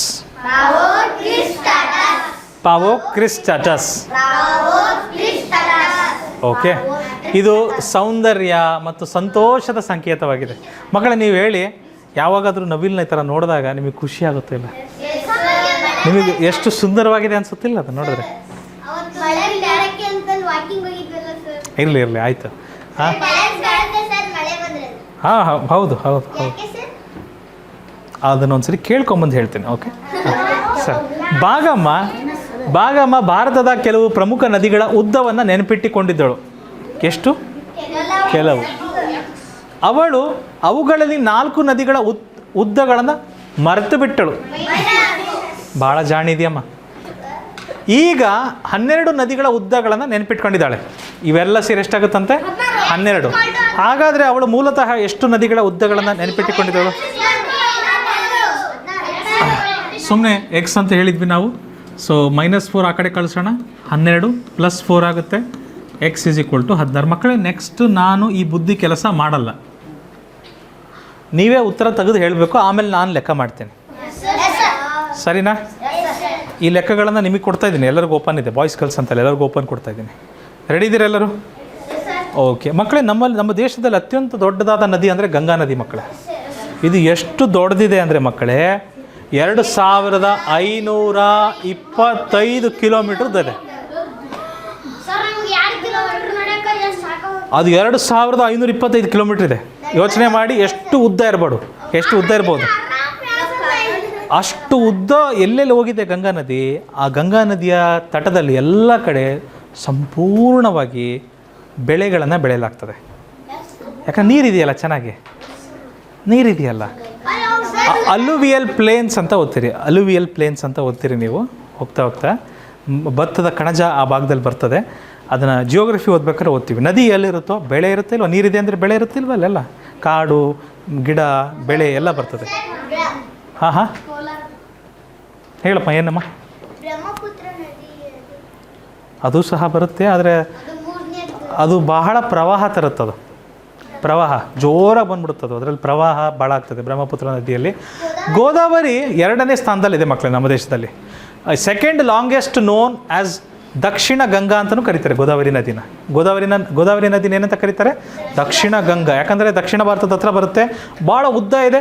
ಹಾಗಾಗಿ ಉತ್ತರ ಭಾರತದಲ್ಲಿ ಗಂಗಾ, ದಕ್ಷಿಣ ಭಾರತದಲ್ಲಿ ಗೋದಾವರಿ. ಅದಕ್ಕೆ ಗೋದಾವರಿನ ಯಾರಿಗೆ ಹೋಲಿಕೆ ಮಾಡ್ತಾರೆ? ಗಂಗೆಗೆ ಹೋಲಿಕೆ ಮಾಡ್ತಾರೆ. ದಕ್ಷಿಣ ಭಾರತದಲ್ಲಿ ಇರೋದ್ರಿಂದ ದಕ್ಷಿಣ ಗಂಗಾ ಅಂತಲೂ ಕರೀತಾರೆ. ಬ್ರಹ್ಮಪುತ್ರ ಕಂದ ಅದು ಏನಾಗುತ್ತೆ ಅಂದರೆ ಭಾಳಷ್ಟು ರಾಜ್ಯಗಳ ಮೂಲಕ ಹೋಗುತ್ತೆ. ಸಮಸ್ಯೆ ಏನಪ್ಪ ಅಂದರೆ ಅದು ಕೆಸರನ್ನು, ಮಣ್ಣನ್ನು, ಪ್ರವಾಹವನ್ನು ಜೊತೆಗೆ ತರುತ್ತೆ. ಚೈನಾದಿಂದ ಬರುತ್ತದೆ. ಟಿಬೆಟಲ್ಲಿ ಹುಟ್ಟಿ ಚೈನಾ ಮೂಲಕ ಬರುತ್ತದೆ. ಆಯಿತಾ? ಸರಿ. ಆ ಬ್ರಹ್ಮಪುತ್ರ ನದಿ ಜೊತೆ ಭಾರಿ ಸಮಸ್ಯೆಗಳಿದ್ದಾವೆ. ಚೈನಾದವ್ರ ಮೇಲುಗಡೆ ಡ್ಯಾಮ್ ಕಟ್ಬಿಟ್ಟಿದ್ದಾರೆ. ಅದರ ನೀರನ್ನೆಲ್ಲ ಅವರೇ ಕಂಟ್ರೋಲ್ ಮಾಡ್ತಾರೆ. ಅವ್ರು ಬೇಕು ಅನ್ನೋ ಸಮಯದಲ್ಲಿ ಡ್ಯಾಮ್ ಓಪನ್ ಮಾಡಿಬಿಡ್ತಾರೆ. ಪ್ರವಾಹ ಥರ ಉಕ್ಕಿ ಬಂದ್ಬಿಡ್ತದೆ. ಈ ಸಮಸ್ಯೆಗಳು ಎಲ್ಲ ಇದ್ದಾವೆ. ಅವು ಭಾಗ್ಯಶ್ರೀ ಸಾಮಾನ್ಯ ಜ್ಞಾನದ ವಿಷಯಗಳಲ್ಲಿ ಕೆಲವು ಅಂಕಗಳನ್ನು ಗಳಿಸಿದಳು. ನಾನು ಬರೆಯೋದಿಲ್ಲ. ನೀವೇ ಉತ್ತರ ಹೇಳಬೇಕು, ನಂತರ ನಾನು ಬರಿತೇನೆ. ಅವಳು ಇನ್ನೂ 8 ಅಂಕಗಳನ್ನು ಹೆಚ್ಚು ಗಳಿಸಿದ್ದರೆ ಗರಿಷ್ಠ 50 ಅಂಕಗಳನ್ನು ತಲುಪಬಹುದಿತ್ತು.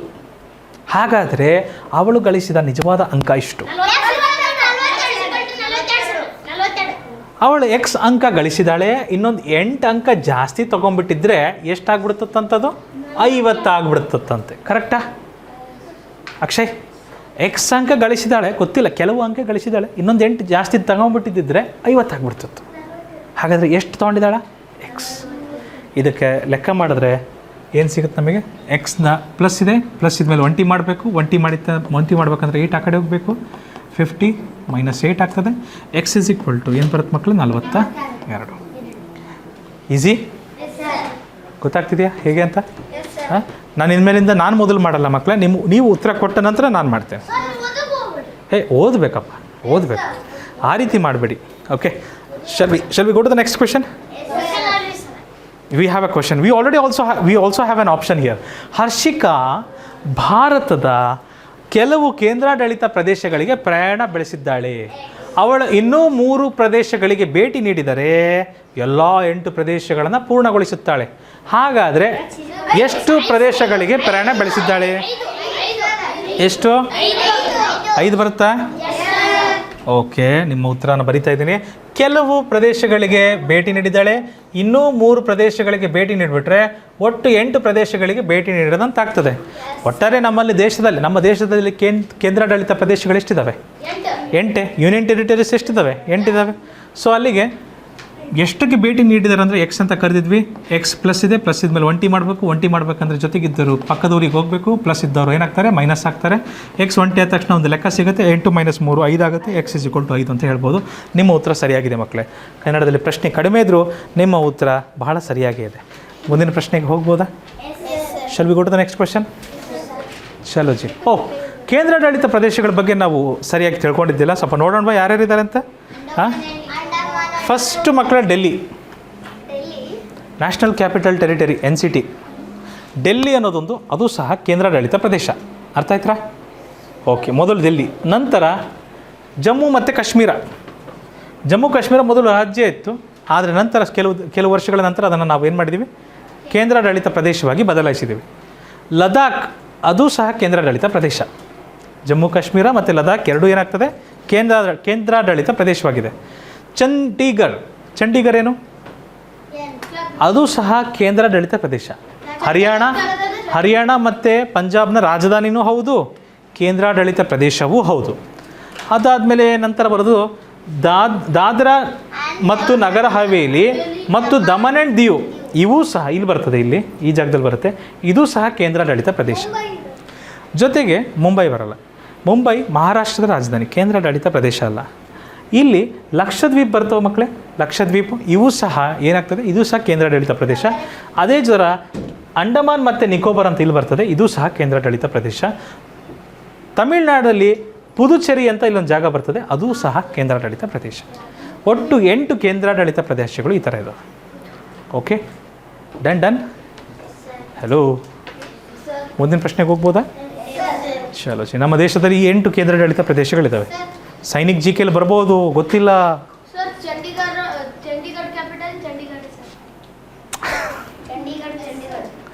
ಡೆಲ್ಲಿ ಕ್ಯಾಪಿಟಲ್? ಅದಿತಿ, ನಿಮಗೆ ಬಿಡ್ತಾ ಇದ್ದೇನೆ. ಅದಿತಿ, ಕೆಲವು ಪರಮವೀರ ಚಕ್ರ ಪ್ರಶಸ್ತಿ ಪುರಸ್ಕೃತರ ಜೀವನ ಚರಿತ್ರೆಗಳನ್ನು ಓದಿದಳು. ಇನ್ನೂ 5 ಜೀವನ ಚರಿತ್ರೆಗಳನ್ನು ಓದಿದ ನಂತರ ಅವಳು ಒಟ್ಟು 21 ಪುರಸ್ಕೃತರ ಪಟ್ಟಿಯನ್ನು ಮುಗಿಸುತ್ತಾಳೆ. ಹಾಗಾದರೆ ಅವಳು ಈಗಾಗಲೇ ಎಷ್ಟು ಜೀವನ ಚರಿತ್ರೆಗಳನ್ನು ಓದಿದ್ದಾಳೆ?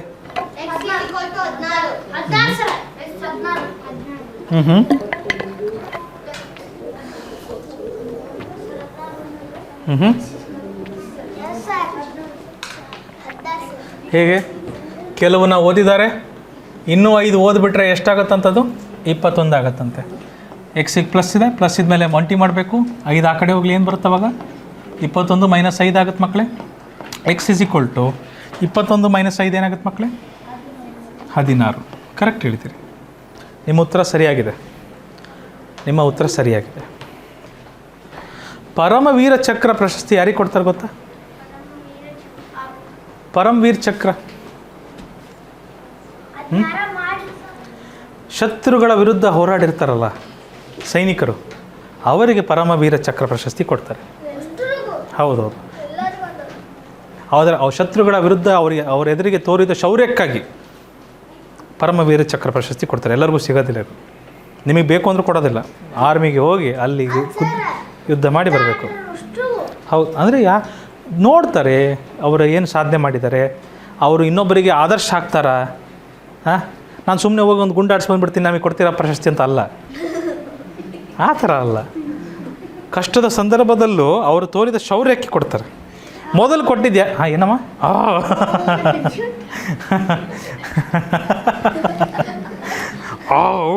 ಅಂತ ಅಂದರೆ ಕೊಡಲ್ಲಮ್ಮ, ಆಯಿತಾ? ಬುದ್ಧಿನೂ ಬೇಕದಕ್ಕೆ. ಹಾಂ, ಎಲ್ಲದೂ ಬೇಕಾಗ್ತದೆ. ಶಕ್ತಿ, ಬುದ್ಧಿ, ಯುಕ್ತಿ, you need everything. Major Somnath Sharma ಅವರಿಗೆ ಮೊದಲ ಪರಮವೀರ ಚಕ್ರ ಪ್ರಶಸ್ತಿ ಸಿಕ್ಕಿತ್ತು. ಮಕ್ಕಳು, ಇನ್ನೊಂದು ವಿಷಯ ಹೇಳ್ತೀನಿ. ಈ ಪರಮವೀರ ಚಕ್ರ ಪ್ರಶಸ್ತಿನ ಡಿಸೈನ್ ಮಾಡಿದ್ದು ಯಾರಪ್ಪ ಅಂದರೆ ಇವರ ಹೆಂಡತಿ. ಅದನ್ನು ಡಿಸೈನ್ ಮಾಡಿದ್ದು, ಅದನ್ನು ವಿನ್ಯಾಸ ಮಾಡಿದ್ದು ಇವರ ಹೆಂಡತಿ. ಸೊ ಒಟ್ಟಾರೆ ಇದುವರೆಗೂ 21 ವೀರರಿಗೆ ಪರಮವೀರ ಚಕ್ರ ಪ್ರಶಸ್ತಿಯನ್ನು ಕೊಡಲಾಗಿದೆ. ಓಕೆ, ಭಾಳ ಜನ ಇದ್ದಾರಮ್ಮ. ಪಟ್ಟಿ ನನಗೂ ನೆನಪಿಲ್ಲ, ಬಟ್ ಭಾಳ ಜನ ಇದ್ದಾರೆ ಅದರಲ್ಲಿ. ಮುಂದಿನ ಪ್ರಶ್ನೆಗೆ ಹೋಗ್ಬೋದು ಮಕ್ಕಳೇ. ಓಕೆ. ಅಕ್ಷಯ್ ಭಾರತದೊಂದಿಗೆ ಭೂಗಡಿಯನ್ನು ಹಂಚಿಕೊಳ್ಳುವ ಕೆಲವು ದೇಶಗಳನ್ನು ತಿಳಿದಿದ್ದಾನೆ. ಅವನು ಇನ್ನೂ 3 ದೇಶಗಳ ಬಗ್ಗೆ ತಿಳಿದುಕೊಂಡರೆ ಎಲ್ಲ 7 ಭೂಗಡಿ ದೇಶಗಳನ್ನು ತಿಳಿದಂತಾಗುತ್ತದೆ. ಹಾಗಾದರೆ ಅವನಿಗೆ ಈಗ ಎಷ್ಟು ದೇಶಗಳು ಗೊತ್ತು? ಓಕೆ, 4. ಚೆಕ್ ಮಾಡೋಣ. ಎಕ್ಸ್ ದೇಶಗಳು ಇನ್ನೊಂದು 3 ಸೇರಿಬಿಟ್ರೆ ಎಷ್ಟಾಗುತ್ತೆ ಅಂತದಕ್ಕೆ? 7 ಆಗುತ್ತಂತ ಮಕ್ಕಳೇ. ಓಹೋ, ಇದು ಈಸಿ, ಮನಸ್ಸಲ್ಲೇ ಮಾಡ್ಬೋದು. ಹಾಂ. ಎಕ್ಸಿಗೆ ಪ್ಲಸ್ ಇದೆ, ಪ್ಲಸ್ ಇದ್ಮೇಲೆ 20 ಆಗಬೇಕು. 3 ಆ ಕಡೆ ಹೋಗಬೇಕು, ಪ್ಲಸ್ 3 ಆ ಕಡೆ ಹೋದರೆ -3 ಆಗುತ್ತೆ. ಎಕ್ಸ್ 20 ಆದ ತಕ್ಷಣ ಏನಾಗುತ್ತೆ? ಒಂದು ಲೆಕ್ಕ ಸಿಗುತ್ತೆ ನಿಮಗೆ. ಎಕ್ಸ್ 7 - 3 = 4. ಅಲ್ಲಿಗೆ ಎಕ್ಸ್ನ ಬೆಲೆ 4. ಮಕ್ಕಳೇ, ನಮ್ಮ ದೇಶ ಭಾಳ ವಿಶಾಲವಾಗಿದೆ ಮಕ್ಕಳೇ. ನಮ್ಮ ದೇಶ ಬಹಳ ವಿಶಾಲವಾಗಿದೆ. ಅಷ್ಟು ವಿಶಾಲವಾಗಿರ್ಬೇಕಾದ್ರೆ ನಮ್ಮ ಜೊತೆಗಿರ್ತಕ್ಕಂಥ ದೇಶಗಳು ಭಾಳ ಇದ್ದಾವೆ. ನೀವು ಪಶ್ಚಿಮಕ್ಕೆ ನೋಡಿದ್ರೆ ಪಾಕಿಸ್ತಾನ ಇದೆ. ಪಶ್ಚಿಮದಲ್ಲಿ ಏನಿದೆ? ಪಾಕಿಸ್ತಾನ ಇದೆ. ಸ್ವಲ್ಪ ಮೇಲ್ಗಡೆ ಹೋದರೆ ಒಂದು ಸಣ್ಣ ಜಾಗ ಬರುತ್ತೆ. ಇಲ್ಲೊಂದು ಸಣ್ಣ ಜಾಗ ಬರುತ್ತಿತ್ತಾರ, ಅಲ್ಲಿ ಅಫ್ಘಾನಿಸ್ತಾನದ್ದು ಗಡಿ ಇದೆ ನಮ್ಮ ಹತ್ರ. ಅಫ್ಘಾನಿಸ್ತಾನ ಭಾಳ ಒಂದು ಚಿಕ್ಕ ಗಡಿ ಭಾಗವನ್ನು ನಮ್ಮ ಜೊತೆ ಹಂಚ್ಕೊಳ್ಳುತ್ತೆ. ಚೈನಾನೂ ಸಹ ನಮ್ಮ ಜೊತೆ ಗಡಿ ಭಾಗವನ್ನು ಹಂಚ್ಕೊಂಡಿದೆ. ಆಮೇಲೆ ಮಕ್ಕಳೇ, ಈ ಪಾಕಿಸ್ತಾನದವರು ನಮ್ಮ ದೇಶದೊಳಗೆ ಬಂದಿದ್ದಾರೆ. ಈ ಭಾಗ ಇದೆಯಲ್ಲ, ನಮ್ಮ ದೇಶದ ಈ ಭಾಗ, ಇದನ್ನು ಪಾಕಿಸ್ತಾನ್ ಅಕ್ಯುಪೈಡ್ ಕಾಶ್ಮೀರ್, POK ಅಂತ ಕರೀತಾರೆ. ಏನಂತ ಕರೀತಾರೆ? POK, ಪಾಕಿಸ್ತಾನ್ ಅಕ್ಯುಪೈಡ್ ಕಾಶ್ಮೀರ್ ಅಂತ. ಇನ್ನು ಪೂರ್ವದಲ್ಲಿ ಇಷ್ಟು ಭಾಗ ಇದೆಯಲ್ಲ, ಈ ಭಾಗನ ಏನಂತ ಕರೀತಾರೆ? COK ಅಂತ ಕರೀತಾರೆ, ಚೈನಾ ಅಕ್ಯುಪೈಡ್ ಕಾಶ್ಮೀರ್ ಅಂತ. ಚೈನಾದವರು ಆಕ್ರಮಿಸ್ಕೊಂಡು ಕುಂತ್ಬಿಟ್ಟಿದ್ದಾರೆ ಅಲ್ಲೆಲ್ಲ. ಓಕೆ ಅಂತಾರೆ. ನಾವು ಕೊಡೋಕ್ಕಾಗುತ್ತೆ? ಅರುಣಾಚಲ್ ಪ್ರದೇಶ ಅವ್ರದ್ದಂತಾರೆ, ನಾವು ಕೊಡೋಕ್ಕಾಗತ್ತೇನು ರೀ? ಸುಮ್ಮನಿರ್ರಿ. ಸೊ ಇಲ್ಲಿ ಪಾಕಿಸ್ತಾನ್ ಇದೆ, ಮತ್ತು ದೀಕ್ಷಾಲಿ ಸ್ವಲ್ಪ ಮಿಕ್ಸರ್. ಓಕೆ, ಸೊ ಪಾಕಿಸ್ತಾನ್ ಇದೆ, ಅಫ್ಘಾನಿಸ್ತಾನ್ ಇದೆ. ಈ ಕಡೆ ಯಾರಿದ್ದಾರೆ? ಇಲ್ಲಿ ನೇಪಾಲ್ ಇದೆ, ಮತ್ತು ಭೂತಾನ್ ಬರುತ್ತೆ, ಮತ್ತು ಬಾಂಗ್ಲಾದೇಶ್ ಬರುತ್ತೆ, ಮ್ಯಾನ್ಮಾರ್ ಅಂತ ಒಂದು ದೇಶ ಬರುತ್ತೆ. ಅಲ್ಲ, ಭೂಗಡಿ ಭಾಗ 7 ದೇಶಗಳು. ಭೂಗಡಿ ಭಾಗದ ನಮ್ಮ ದೇಶದ ನೆರೆಹೊರೆಯ ರಾಷ್ಟ್ರಗಳಲ್ಲಿ 7 ಬರ್ತವೆ. ಭೂಗಡಿ ಭಾಗವನ್ನು ಹಂಚಿಕೊಳ್ಳುವಂತಹ ರಾಷ್ಟ್ರಗಳು. ಭೂತಾನ್ ಬರುತ್ತೆ. ಸೊ ಎಷ್ಟಾಯಿತು? ಎಣಿಸೋಣ ಒಂದೊಂದೇ. ಪಾಕಿಸ್ತಾನ್ ಎಣಿಸ್ಕೊಂತಿದ್ದೀರಾ? Hello. Afghanistan, Pakistan, China, Nepal, Bhutan, Bangladesh, Myanmar. Okay, ಸರಿ ಆಯ್ತಾ? ಶ್ರೀಲಂಕಾನೂ ಬರುತ್ತೆ, ಮಾಲ್ಡೀವ್ಸ್ ಅಂತನೂ ಒಂದು ದೇಶ ಇದೆ ಅದು ಬರುತ್ತೆ. ಆದರೆ ಈ ಭೂಗಡಿ ಭಾಗ ನಾವು ಹೇಳ್ತಿರೋದು ಭೂಗಡಿ ಭಾಗ, ಸಮುದ್ರ ಗಡಿ ಅದೆಲ್ಲ ಇಲ್ಲ. ಶ್ರೀಲಂಕಾ ಮತ್ತು ಬಾಂಗ್ಲಾದೇಶನೂ ನೀವು ಸೇರಿಸೋದು ತಪ್ಪೇನಿಲ್ಲ. ಓಕೆ, ಅಧಿಕ ಅದು ನೀರಲ್ಲಿದೆಯಪ್ಪ, ಶ್ರೀಲಂಕನೂ ನೀರಲ್ಲಿದೆ. ಅಧಿಕ ವರ್ಷವು ಕೆಲವು ದಿನಗಳನ್ನು ಹೊಂದಿರುತ್ತದೆ. ಅದರಿಂದ 6 ದಿನಗಳನ್ನು ಕಳೆದರೆ 360 ದಿನಗಳು ಸಿಗುತ್ತವೆ. ಹಾಗಾದರೆ ಅಧಿಕ ವರ್ಷದಲ್ಲಿ ಎಷ್ಟು ದಿನಗಳಿರ್ತವೆ? ಈ ಪ್ರಶ್ನೆ ಓದಿದೇನೆ ಹೇಳ್ಬೋದು. ಅಧಿಕ ವರ್ಷದಲ್ಲಿ ಎಷ್ಟು ದಿನ ಇರ್ತವೆ? 360. ಅಧಿಕ ವರ್ಷದಲ್ಲಿ ಕೆಲವು ದಿನಗಳಿರ್ತವೆ. ಅದರಿಂದ 6 ದಿನಗಳನ್ನು ಕಳೆದರೆ ನಮಗೆ ಎಷ್ಟು ಸಿಗುತ್ತಂತೆ? 360 ಸಿಗುತ್ತಂತೆ. ರೈಟ್? ಹೌದಾ? ಹಾಗಾದರೆ ಅಧಿಕ ವರ್ಷದಲ್ಲಿ ಎಷ್ಟು ದಿನ ಇರ್ತವೆ? ಈ ಲೆಕ್ಕ ಮಾಡಿದ್ರೆ ಬರ್ತದೆ 366. ನೀವು ಹೇಳಿದ್ದು ಕರೆಕ್ಟ್ ಇದೆ. ಸೊ ಎಕ್ಸಿಗೆ ಪ್ಲಸ್ ಇದೆ, ಪ್ಲಸ್ ಇದ್ಮೇಲೆ ನಾವು 1T ಮಾಡಬೇಕು. 1T ಮಾಡಿದ್ರೆ 360 ಇದೆ. ಮಕ್ಕಳೇ, ನನಗೆ ಗೊತ್ತು ನೀವು ಮನಸ್ಸಲ್ಲೇ ಮಾಡುವಂತಹ ಸುಲಭವಾದ ಲೆಕ್ಕಗಳನ್ನೇ ತಂದಿದ್ದೀನಿ ಇವತ್ತು ನಾನು. ಓಕೆ, ಮನಸ್ಸಲ್ಲೇ ನೋಡಿದ ತಕ್ಷಣ ಹೇಳ್ಬೋದು, ಆ ಥರ ಲೆಕ್ಕಗಳೇ ಇದ್ದಾವೆ. ಆದರೆ ಮುಂದಿನ ದಿನಗಳ ಈ ಸ್ಟೆಪ್ಸ್ ಯಾರು ಫಾಲೋ ಮಾಡೋದಿಲ್ಲ, ಚಿರಾಗ್ ಥರ ಯಾರು ಚಿರಾಗ್ ಥರ ಸ್ಟೆಪ್ಸ್ನ ಕರೆಕ್ಟಾಗಿ ಫಾಲೋ ಮಾಡ್ತಾ ಇಲ್ಲ, ಅವರೇನು ಮಾಡ್ತಾರಂದರೆ ಮುಂದಿನ ತರಗತಿಗಳಲ್ಲಿ ಆನ್ಸರ್ ಹೇಳೋದಕ್ಕೆ ಆಗೋದಿಲ್ಲ. ಆ ಥರ ಆಗಿಬಿಡುತ್ತೆ. ಸ್ಟೆಪ್ಸ್ ಫಾಲೋ ಮಾಡಿದ್ರೆ ಮಾತ್ರ ನೆಕ್ಸ್ಟ್ ಕ್ಲಾಸ್ ಅರ್ಥ ಆಗುತ್ತೆ. ಇವತ್ತಿನ ಕ್ಲಾಸಲ್ಲಿ ಚಿರಾಗ್ ಥರ ಏನಾದರೂ ಸ್ಟೆಪ್ಸ್ ಫಾಲೋ ಮಾಡಲಿಲ್ಲ ಅಂದರೆ, ಹೌದು ಚಿರಾಗ್, ಮುಂದೆ ಕಷ್ಟ ಆಗುತ್ತೆ. ಹೆಂಗೆ ಹೇಳ್ಬಿಟ್ರಿ ಸಾರ್? ನೋಡಿದ್ರೆ ಗೊತ್ತಾಗುತ್ತೆ ಸರ್. ಮುಂದಿನ ಪ್ರಶ್ನೆ. ಈ 366 ದಿನ ಅಂತ ಹೇಳಿದ್ವಲ್ಲಮ್ಮ, ಹೇಳಿದ್ನಲ್ಲ ನಿನಗೆ, ಕಾಲು ಭಾಗ ದಿನ 0.25 ಹೆಚ್ಚು ದಿನ ಬರುತ್ತೆ ಪ್ರತಿ ವರ್ಷ. 4 ವರ್ಷಕ್ಕೆ ಸೇರಿಸಿದಾಗ ಒಂದು ಎಕ್ಸ್ಟ್ರಾ ದಿನ ಬಂದುಬಿಡುತ್ತೆ.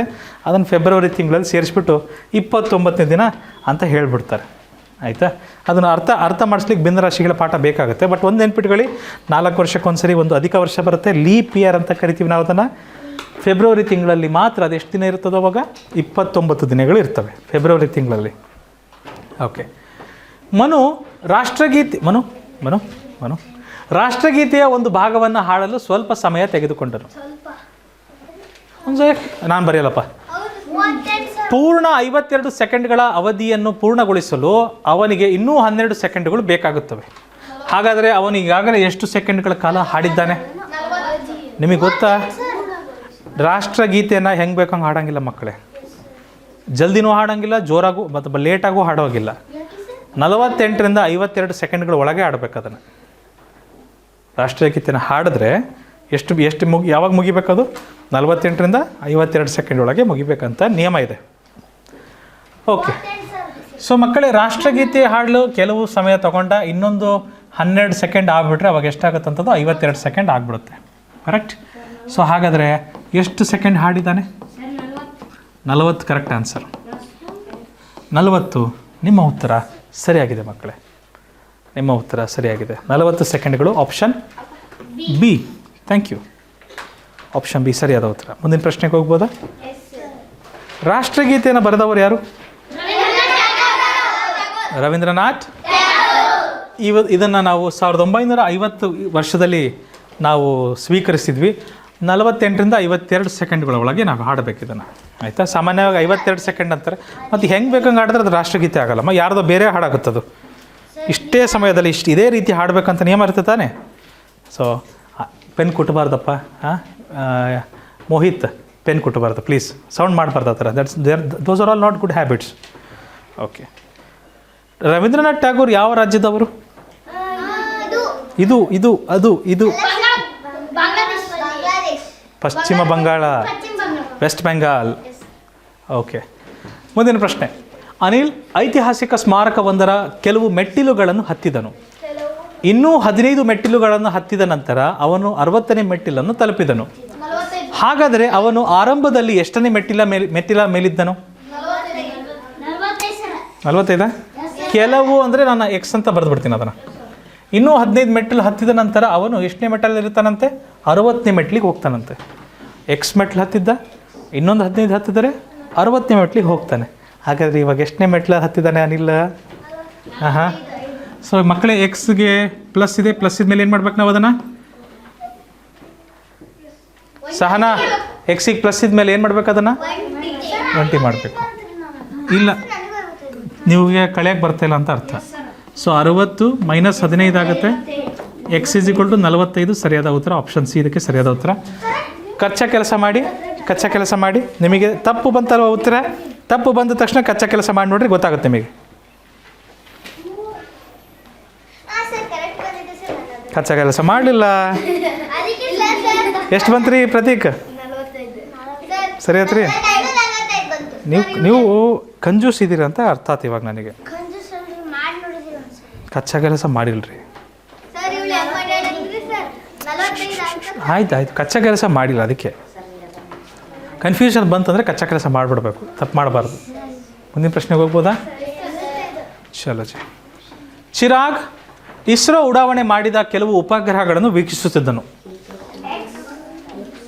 8 ಉಪಗ್ರಹಗಳು ದೃಷ್ಟಿಯಿಂದ ಮರೆಯಾಗ್ಬಿಟ್ಟವು ಮತ್ತು ಈಗ ಅವನು 14 ಉಪಗ್ರಹಗಳನ್ನು ಮಾತ್ರ ನೋಡಲು ಸಾಧ್ಯವಾಗಿದೆ. ಹಾಗಾದರೆ ಅವನು ಮೊದಲು ಎಷ್ಟು ಉಪಗ್ರಹಗಳನ್ನು ವೀಕ್ಷಿಸುತ್ತಿದ್ದನು? ಓಕೆ, ಎಕ್ಸ್ ಅಂತ ಹೇಳ್ತೀನಿ. 8 ಮರೆಯಾಗ್ಬಿಟ್ವು, ಅದೆಲ್ಲ ಸೇರಿ ಈಗ 14 ಅಷ್ಟೇ ನೋಡೋಕ್ಕಾಗ್ತಾ ಇದೆ. ಸೊ ಎಕ್ಸಿಗೆ ಪ್ಲಸ್ ಇದೆ, ಒಂಟಿ ಮಾಡಬೇಕು. ಒಂಟಿ ಮಾಡಿದ ತಕ್ಷಣ ಒಂದು ಲೆಕ್ಕ ಬರುತ್ತೆ. ಎಕ್ಸ್ನ ಬೆಲೆ ಎಷ್ಟು ಬಂತು? 22. ನೋಡಿರಿ, ನಮಗೆ ಇಸ್ರೋ ನಮ್ಮ ದೇಶದ ಸಂಸ್ಥೆ ಇಸ್ರೋ 22 ಉಪಗ್ರಹಗಳನ್ನು ಒಮ್ಮೆಲೆ ಉಡಾವಣೆ ಮಾಡಿಬಿಟ್ಟಿದೆ. ಮೇಲೋಗ್ತವೆ 22 ಉಪಗ್ರಹಗಳು. ಎಂಥ ದಿನ. ಮುಂದಿನ ಪ್ರಶ್ನೆ. ಉಪಗ್ರಹ ಅಂದರೆ ಪುಣ್ಯ, ಗ್ರಹ ಗೊತ್ತೇನಮ್ಮ? ಚಂದ್ರ ಏನು? ಭೂಮಿಗಿರುವ ಒಂದು ಉಪಗ್ರಹ. ಇದು ಭೂಮಿ, ಇದು ಚಂದ್ರ. ಉಪಗ್ರಹ ಯಾಕಂತಾರಂದರೆ ಭೂಮಿ ಸುತ್ತ ತಿರುಗುತ್ತಿದ್ದು. ನಾವು ಏನಾದರೂ ರಾಕೆಟ್ ಬಿಡ್ತೀವಲ್ಲ, ಅದು ಹೋಗ್ಬಿಡುತ್ತೆ ಅಂತರಿಕ್ಷದಲ್ಲಿ. ಗುರುತ್ವಾಕರ್ಷಣ ಬಲ ಸ್ವಲ್ಪ ಇರುತ್ತೆ ಭೂಮಿ ಜೊತೆಗೆ, ಅದು ಮೇಲ್ಗಡೆ ಹೋಗ್ಬಿಟ್ಟು ಭೂಮಿ ಸುತ್ತ ತಿರುಗ್ತಾ ಇರುತ್ತದು. ಆಯಿತಾ? ಭೂಮಿ ಸುತ್ತ ತಿರುಗುತ್ತಲ್ಲ, ಅದಕ್ಕೆ ನಾವೇನಂತ ಕರಿತೀವಿ? ಅದನ್ನು ಉಪಗ್ರಹ ಅಂತ ಕರಿತೀವಿ. ಆದರೆ ನಾವು ಬಿಡುವ ಉಪಗ್ರಹ ಕೃತಕ ಉಪಗ್ರಹ. ಚಂದ್ರ ನೈಸರ್ಗಿಕ ಉಪಗ್ರಹ, ನ್ಯಾಚುರಲ್ ಇದೆ ಅಲ್ಲಿ. ಇಸ್ರೋ ಸಂಸ್ಥೆ ಬಗ್ಗೆ ಗೊತ್ತಾ? ಇಸ್ರೋ ಅಂದರೆ ಏನು ಮಕ್ಕಳೇ? Indian Space Research Organisation. Indian ಇಲ್ವಾ? ಕೊಟ್ಟಿಲ್ವಾ ಇಲ್ಲಿ? ಕ್ಷಮಿಸಿ, ಕೊಟ್ಟಿಲ್ಲ. ಇಂಡಿಯನ್ ಸ್ಪೇಸ್ ರಿಸರ್ಚ್ ಆರ್ಗನೈಸೇಷನ್ ಅಂತ ಇದೆ. ಇದು ಬಾಹ್ಯಾಕಾಶ ಉಡಾವಣಾ ಸಂಸ್ಥೆ. ಸಂಪರ್ಕ ಮತ್ತು ವೀಕ್ಷಣೆಗಾಗಿ ಉಪಗ್ರಹಗಳನ್ನು ಉಡಾವಣೆ ಮಾಡುವ ಭಾರತದ ರಾಷ್ಟ್ರೀಯ ಬಾಹ್ಯಾಕಾಶ ಸಂಸ್ಥೆ. ಸರಿಯಾದ ಪದ ಬಾಹ್ಯಾಕಾಶ ಸಂಸ್ಥೆ, ಕನ್ನಡದಲ್ಲಿ ತಪ್ಪು ಹೇಳಿದೆ ನಾನು. ಇದ್ರ ಚಂದ್ರಯಾನ ಕೇಳಿದ್ದೀರಾ? ಚಂದ್ರಯಾನ, ಚಂದ್ರನ ಮೇಲೆ ನೋಡ್ರಿ ಮಕ್ಕಳು, ಎಷ್ಟು ದೂರದಲ್ಲಿರುವ ಚಂದ್ರ. ನೀವು ಹಾಗೆ ಯೋಚನೆ ಮಾಡಿರಿ, ಇದರಲ್ಲಿ ಎಷ್ಟು ತಲೆ ಓಡಿಸಿರ್ಬೇಕು ಮನುಷ್ಯ ಅಂತ. ಭೂಮಿ ಇಲ್ಲಿದೆ, ಚಂದ್ರ ಭಾಳ ದೂರ ಇದ್ದಾನೆ. ಇಲ್ಲಿಂದ ಉಪಗ್ರಹ ಹೋಗಬೇಕು. ಚಂದ್ರ ಸುಮ್ಮನೆ ಇರ್ತಾನಾ? ಇರಲ್ಲ. ಅವನೇನು ಮಾಡ್ತಿರ್ತಾನೆ? ಭೂಮಿ ಸುತ್ತ ತಿರುಗ್ತಾ ಇರ್ತಾನೆ. ನಾವು ಬಿಟ್ಟ ಉಪಗ್ರಹ ಕರೆಕ್ಟಾಗಿ ಚಂದ್ರನ ಮೇಲೆ ಹೋಗಬೇಕು. ಅದು ಡೈರೆಕ್ಟ್ ಹೋಗೋಕ್ಕಾಗಲ್ಲ. ನಾವು ಬಿಟ್ಟ ಉಪಗ್ರಹ ಏನಾಗುತ್ತದೋ ಚಂದ್ರಯಾನದಲ್ಲಿ, ಇದು ಹೊರಗೆ ಹೋಗಿ ಭೂಮಿ ಸುತ್ತ ತಿರುಗ್ತಾ ಇರ್ತೀನಿ. ತಿರುಗ್ತಾ ಹಿಂಗೆ ಹೋಗ್ಬಿಡುತ್ತೆ. ಅಲ್ಲಿ ಹೋಗ್ಬಿಟ್ಟು ಚಂದ್ರನ ಮೇಲೆ ಡೈರೆಕ್ಟ್ ಹೋಗೋಂಗಿಲ್ಲ. ಅಲ್ಲಿ ಹೋಗ್ಬಿಟ್ಟು ಅಲ್ಲೂ ಚಂದ್ರನ ಸುತ್ತ ತಿರುಗ್ತಾ ಚಂದ್ರನ ಮೇಲೆ ಇಳಿಬೇಕು. ಈ ಥರ ಇರುತ್ತದು. ಎಷ್ಟು ಕ್ಯಾಲ್ಕುಲೇಷನ್, ಎಷ್ಟು ಲೆಕ್ಕ ಮಾಡ್ತಾರೆ ಗೊತ್ತಾ ಅವರು. ಇವಾಗೆಲ್ಲ ಕಂಪ್ಯೂಟರ್ಸ್ ಇದೆ, ಪರವಾಗಿಲ್ಲ. ಬಟ್ ಬುದ್ಧಿಶಕ್ತಿ ಅಂತೂ ಭಾಳ ಬೇಕೇ ಬೇಕು ಇದರಲ್ಲಿ. ಕೆಲಸ ಮಾಡಬೇಕು, ಈ ಥರ ಉಪಗ್ರಹಗಳ ಉಡಾವಣೆಗಳನ್ನು ಮಾಡಬೇಕು ಅಂದರೆ. ಆಯಿತಾ? ಮಂಗಳಯಾನ ಅಂದರೆ ಮಂಗಳದ ಮೇಲೆ ಉಪಗ್ರಹಗಳನ್ನು ಕಳಿಸುವ ಒಂದು ಮಿಷನ್ಗೆ ಮಂಗಳಯಾನ ಅಂತ ಕರೀತಾರೆ. ಮಾರ್ಸ್ ಆರ್ಬಿಟರ್ ಮಿಷನ್, ಅದನ್ನು ಸಹ ಮಾಡಿದ್ದಾರೆ. ಮಂಗಳ ಗ್ರಹದ ಕಕ್ಷೆಯಲ್ಲಿ ಒಂದು ಉಪಗ್ರಹ ಸೇರಿಸಿದ್ದಾರೆ ಭಾರತದವರು. ಭಾಗದಲ್ಲಿರುತ್ತೆ, ಹಿಂದ್ಗಡೆ ಹೋಗಿ ನೋಡ್ಬೇಕು ನೀವು. ರಕ್ಷಾ ಭಾರತದ ನಕ್ಷೆಯಲ್ಲಿ ಕೆಲವು ವನ್ಯಜೀವಿ ಧಾಮಗಳನ್ನು ಗುರುತಿಸಿದಳು. 5 ತಪ್ಪು ಗುರುತುಗಳನ್ನು ತೆಗೆದು ಹಾಕಿದ ನಂತರ ಅವಳ ಬಳಿ 23 ಸರಿಯಾದ ಗುರುತುಗಳು ಉಳಿದವು. ಹಾಗಾದರೆ ಅವಳು ಆರಂಭದಲ್ಲಿ ಎಷ್ಟು ಗುರುತುಗಳನ್ನು ಮಾಡಿದ್ದಳು? 28. ಸೂಪರ್. ಮೊದಲು ಎಕ್ಸ್ ಮಾಡಿದ್ರು, 5 ತೆಗೆದು ಹಾಕಿದ್ರು, 23 ಉಳಿತು. ಹಾಗಾದರೆ ಎಕ್ಸ್ನ ಬೆಲೆ ಎಷ್ಟು ಬರುತ್ತೆ? ಎಕ್ಸ್ = 28. ಎಕ್ಸಿಗೆ ಪ್ಲಸ್ ಇದೆ, ಪ್ಲಸ್ ಆದಮೇಲೆ ಒಂಟಿ ಮಾಡಬೇಕು. -5 ಆ ಕಡೆ ಕಳಿಸಿದ್ರೆ ಏನಾಗುತ್ತೆ? ಶ್ರೇಯಸ್ ನಿಧಾನ ಮಾತಾಡಬೇಕು. -5 ಆ ಕಡೆ ಹೋದರೆ +5 ಆಗುತ್ತೆ. 23 + 5 28 ಉತ್ತರ ಬರ್ತದೆ. ನಮ್ಮ ದೇಶದಲ್ಲಿ ಸಾಕಷ್ಟು ವನ್ಯಜೀವಿ ಧಾಮಗಳಿದ್ದಾವೆ, ಸಾಕಷ್ಟು. ನಮ್ಮದು ಭಾಳ ದೊಡ್ಡ ರಾಷ್ಟ್ರ ಮಕ್ಕಳೇ. ಓಕೆ, ಅದರಲ್ಲಿ ಭಾಳ ಸ್ವಲ್ಪ ಫೇಮಸ್ ಆಗಿರೋದಂದರೆ ಕಾಜಿರಂಗ ಮತ್ತು ಜಿಮ್ ಕಾರ್ಬೆಟ್ ಎಂಬುವ ವನ್ಯಜೀವಿ ಧಾಮಗಳು. Kaziranga national park very good, ಅಸ್ಸಾಮಲ್ಲಿದೆ. ಅಲ್ಲಿ ಇವಿರ್ತವೆ ಮಕ್ಕಳೇ, ಗೆಂಡಾಮೃಗಗಳಿದ್ದಾವೆ.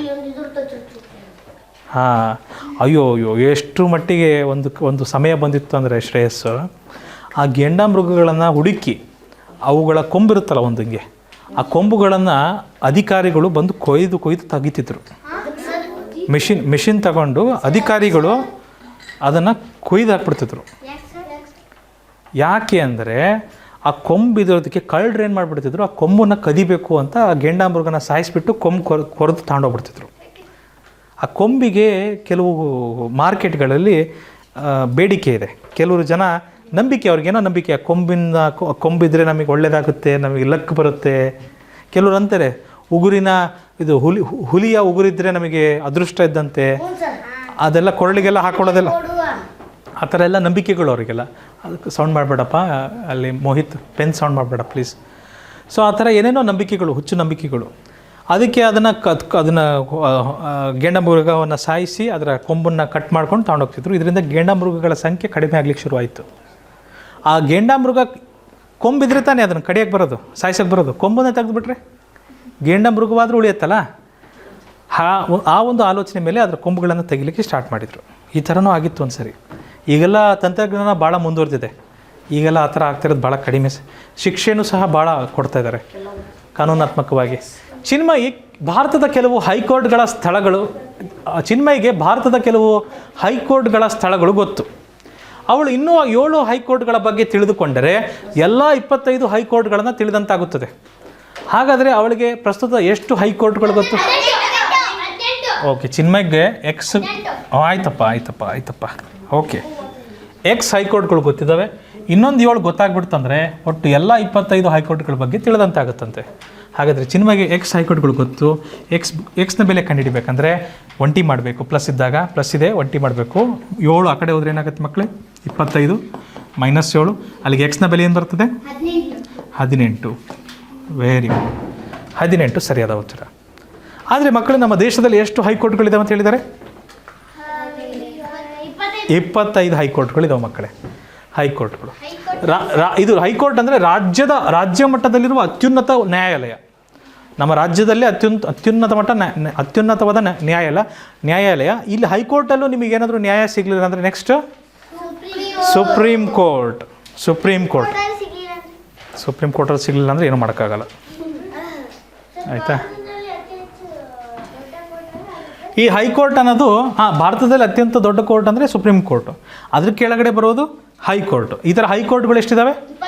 25ಗಳು. ಹೈಕೋರ್ಟ್ ಕೆಳಗಡೆ ಡಿಸ್ಟ್ರಿಕ್ಟ್ ಕೋರ್ಟ್, ಅದ್ರ ಕೆಳಗೆ ಸುಪ್ರೀಂ ಕೋರ್ಟ್ ಒಂದೇ ಅಪ್ಪ ಇರೋದು, ಇಡೀ ದೇಶಕ್ಕೆ ಒಂದೇ. ಬೆಂಗಳೂರಲ್ಲಿಲ್ಲ, ಡೆಲ್ಲಿ ಅಲ್ಲಿದೆ. ಅದನ್ನು ಮೂರು ಮಾಡಬೇಕಂತ ಯೋಚನೆ ಮಾಡ್ತಾ ಇದ್ದಾರೆ. ಭಾರತದ ಕೆಲವು ಪ್ರಮುಖ ರಾಷ್ಟ್ರೀಯ ಹೆದ್ದಾರಿಗಳನ್ನು ಪಟ್ಟಿ ಮಾಡಿಕೊಂಡನು. ಅವನು ಆಕಸ್ಮಿಕವಾಗಿ ಅವುಗಳಲ್ಲಿ 9 ಹೆದ್ದಾರಿಗಳನ್ನು ಅಳಿಸಿ ಹಾಕಿದನು. ಇದರಿಂದಾಗಿ ಅವನ ಪಟ್ಟಿಯಲ್ಲಿ 31 ಹೆದ್ದಾರಿಗಳು ಉಳಿದವು. ಹಾಗಾದರೆ ಅವನು ಆರಂಭದಲ್ಲಿ ಎಷ್ಟು ಹೆದ್ದಾರಿಗಳನ್ನು ಪಟ್ಟಿ ಮಾಡಿಕೊಂಡಿದ್ದನು? Option D. ಅವನು ಕೆಲವು ಹೆದ್ದಾರಿ ಪಟ್ಟಿ ಮಾಡಿದ್ದ, ಅದರಲ್ಲಿ 9 ಅಳಿಸ್ಬಿಟ್ಟ. ಅವಾಗ ಎಷ್ಟು ಉಳಿದು ಬಂತು ಅವನ ಹತ್ರ? 31 ಉಳಿದು ಬಂತೆ. ಅಲ್ಲಿಗೆ ಎಕ್ಸ್ನ ಬೆಲೆ ಕಂಡುಹಿಡಿಬೇಕು ನಾವೀಗ. ಎಕ್ಸಿಗೆ ಪ್ಲಸ್ ಇದೆ, ಪ್ಲಸ್ ಇದ್ಮೇಲೆ ಏನು ಮಾಡಬೇಕು? ಒಂಟಿ ಮಾಡಬೇಕು. ಇವರನ್ನು ಒಂಟಿ ಮಾಡಿದ್ರೆ ಮನ್ವಿತ -9 ಆ ಕಡೆ ಹೋಗ್ತದೆ, -9 ಆ ಕಡೆ ಹೋದರೆ ಕಾರುಣ್ಯ, +9 ಆಗುತ್ತೆ. ಅಲ್ಲಿಗೆ ಎಕ್ಸ್ ಒಂಟಿ ಆದ ತಕ್ಷಣ ಒಂದು ಲೆಕ್ಕ ಸಿಗುತ್ತೆ. 31ಕ್ಕೆ 9 ಸೇರಿಸಿದ್ರೆ 40 ಆಗ್ತದೆ. ಕರೆಕ್ಟ್ ಇದೆ, 40. All good. ಇದು ಅರ್ಥ ಆಗಿದೆಯಾ ಮಗಳು? ನಮ್ಮಲ್ಲಿ ರೋಡ್ಗಳಿದಾವಲ್ಲ ಮಕ್ಕಳೇ, ರೋಡ್ಗಳೆಲ್ಲ ಒಂದೇ ಥರ ಇರೋದಿಲ್ಲ. ಸ್ಟೇಟ್ ಹೈವೇ, ನ್ಯಾಷನಲ್ ಹೈವೇ ಅಂತೆಲ್ಲ ಇರ್ತವೆ. ಸ್ಟೇಟ್ ಹೈವೇ, ನ್ಯಾಷನಲ್ ಹೈವೇ ಇದೇನು ಮಾಡ್ತದೆ? National highways R connecting, the national highways usually connect major cities and States across India. ರಾಜ್ಯದಿಂದ ರಾಜ್ಯಕ್ಕೆ ರಸ್ತೆಗಳು ಹೋಗ್ಬೇಕಲ್ವಾ? ಅದನ್ನು ಯಾರು ಮಾಡೋಕ್ಕೆ ಸಾಧ್ಯ? ಕರ್ನಾಟಕ ರಾಜ್ಯದವರು ರಾಜ್ಯದೊಳಗಡೆ ಇರುವ ದಾರಿಗಳನ್ನು ಮಾಡ್ಕೊತಾರೆ. ಕರೆಕ್ಟಾ? ಆಂಧ್ರ ಪ್ರದೇಶದವರು ಅವ್ರ ರಾಜ್ಯದಲ್ಲಿರುವ ದಾರಿಗಳನ್ನು ಮಾಡ್ಕೊತಾರೆ. ಕೇರಳದವರು ಅವ್ರು ಮಾಡ್ಕೊತಾರೆ. ಈಗ ಕರ್ನಾಟಕಕ್ಕೂ, ಕೇರಳಕ್ಕೂ, ತಮಿಳ್ನಾಡಿಗೂ, ಆಂಧ್ರ ಪ್ರದೇಶಕ್ಕೂ ಎಲ್ಲದಕ್ಕೂ ಒಂದು ರೋಡ್ ಮಾಡಬೇಕು. ಅದನ್ನ ಯಾರು ಮಾಡೋದು? ಅದನ್ನು ಕೇಂದ್ರ ಸರ್ಕಾರದವ್ರು ಮಾಡ್ತಾರೆ. ಕೇಂದ್ರ ಸರ್ಕಾರವು ಮಾಡುವಂತಹ ಹೆದ್ದಾರಿಗಳಿಗೆ ಏನಂತ ಕರೀತಾರೆ? ನ್ಯಾಷನಲ್ ಹೈವೇಸ್ ಅಂತ ಕರೀತಾರೆ. ಮೇಡಮ್ ಅವರೊಬ್ಬರು ಹೇಳಿದ್ರು, ಸರ್ ಏರೋಪ್ಲೇನಲ್ಲಿ ಹೋಗ್ಬೋದಲ್ಲ, ಬಡವರೆಲ್ಲರೂ ಏರೋಪ್ಲೇನಲ್ಲಿ ಹೋಗ್ಬೋದಲ್ಲ, ಅವ್ರಿಗೇನು ತೊಂದರೆ, ಅವ್ರ ಹತ್ರ ಭಾಳ ದುಡ್ಡಿರುತ್ತೆ ಪಾಪ, ಆರಾಮಾಗಿ ಹೋಗ್ಲಿ ಬಿಡ್ರಿ ಸರ್ ಏರೋಪ್ಲೇನಲ್ಲಿ ಅಲ್ವಾ ಸರ್? ಹಾಂ, ನೀವೇನಾದರೂ IAS ಅಧಿಕಾರಿಗಳಾಗ್ಬಿಟ್ರೆ ನಮ್ಮ ದೇಶದ ವ್ಯವಸ್ಥೆನ ಏನು ಮಾಡಿಬಿಡ್ತಿರೋ. ಎಲ್ಲರ ಬಗ್ಗೆನೂ ಯೋಚನೆ ಮಾಡಬೇಕು ಪುಣ್ಯ. ಓಕೆ. ಅತಿ ಉದ್ದದ ಹೆದ್ದಾರಿ ಯಾವುದಪ್ಪ ಅಂದರೆ ನಮ್ಮ ದೇಶದಲ್ಲಿ ಮಕ್ಕಳೇ NH44. ಭಾಳ ಉದ್ದ ಇದೆ ಅಂತೆ ಮಕ್ಕಳೇ. ಶ್ರೀನಗರದಿಂದ ಕನ್ಯಾಕುಮಾರಿವರೆಗೂ ಬರ್ತದೆ. ಮೇಲ್ಗಡೆ ಅಲ್ಲಿ ಜಮ್ಮು ಕಾಶ್ಮೀರದ ಹತ್ರ ಅಲ್ಲಿದೆ ಶ್ರೀನಗರದಿಂದ ಕನ್ಯಾಕುಮಾರಿಯಲ್ಲಿ ಬರುತ್ತೆ, ನೋಡಿದಿರಲ್ವಾ? ವಿವೇಕಾನಂದ ರಾಕ್ ಮೆಮೋರಿಯಲ್ ಅಲ್ಲಿವರೆಗೂ ಬರ್ತದೆ. ಭಾರತೀಯ ರಾಷ್ಟ್ರೀಯ ಹೆದ್ದಾರಿ ಪ್ರಾಧಿಕಾರ ಯಾರಪ್ಪ ಅಂದರೆ NHAI. ಎನ್ ಅಂದರೆ national highway authority of India. NHAI national highway authority of India ಅಂತ. ಸ್ಟ್ರೇಟ್ ಇಲ್ಲ, ಸ್ವಲ್ಪ ಸ್ವಲ್ಪ ಹಿಂಗೆ ಬರುತ್ತೆ. ಕೆಳಗಡೆ ಮ್ಯಾಪ್ ಇದೆ, ಮ್ಯಾಪ್ ನೋಡಿದ್ರೆ ಗೊತ್ತಾಗುತ್ತೆ. ಶ್ರೀನಗರದಿಂದ ಕನ್ಯಾಕುಮಾರಿ ತನಕ ಒಂದು ಲೈನ್ ಹೋಗುತ್ತೆ ಹಿಂಗೆ ದೊಡ್ಡ ದೊಡ್ಡ ನಗರಗಳ ಮೂಲಕ. NH44 ನೆನಪಿರಲಿ, NH44. NH ಅಂದರೆ ಏನು? H ಅಂದರೆ ಹೈವೇ, N ಅಂದರೆ ನ್ಯಾಷನಲ್, H ಅಂದರೆ ಹೈವೇ, NH44. ರಸ್ತೆ ಹೆಸರು NH44 ಅಂತ. ಮಧುಮತಿ ಪರೀಕ್ಷೆಗೆ ತಯಾರಿ ನಡೆಸುತ್ತಿದ್ದಾಳೆ. ಅವಳ ಸಹೋದರನ ವಯಸ್ಸು ಕೆಲವು ವರ್ಷಗಳು. ಅವನ ವಯಸ್ಸಿಗೆ 4 ವರ್ಷಗಳನ್ನು ಸೇರಿಸಿದರೆ ಅವನು ಗರಿಷ್ಠ ಅರ್ಹತೆಯ ವಯಸ್ಸಾದ 13 ವರ್ಷಗಳನ್ನು ತಲುಪುತ್ತಾನೆ. ಹಾಗಾದರೆ ಈಗ ಅವಳ ಸಹೋದರನ ವಯಸ್ಸೆಷ್ಟು?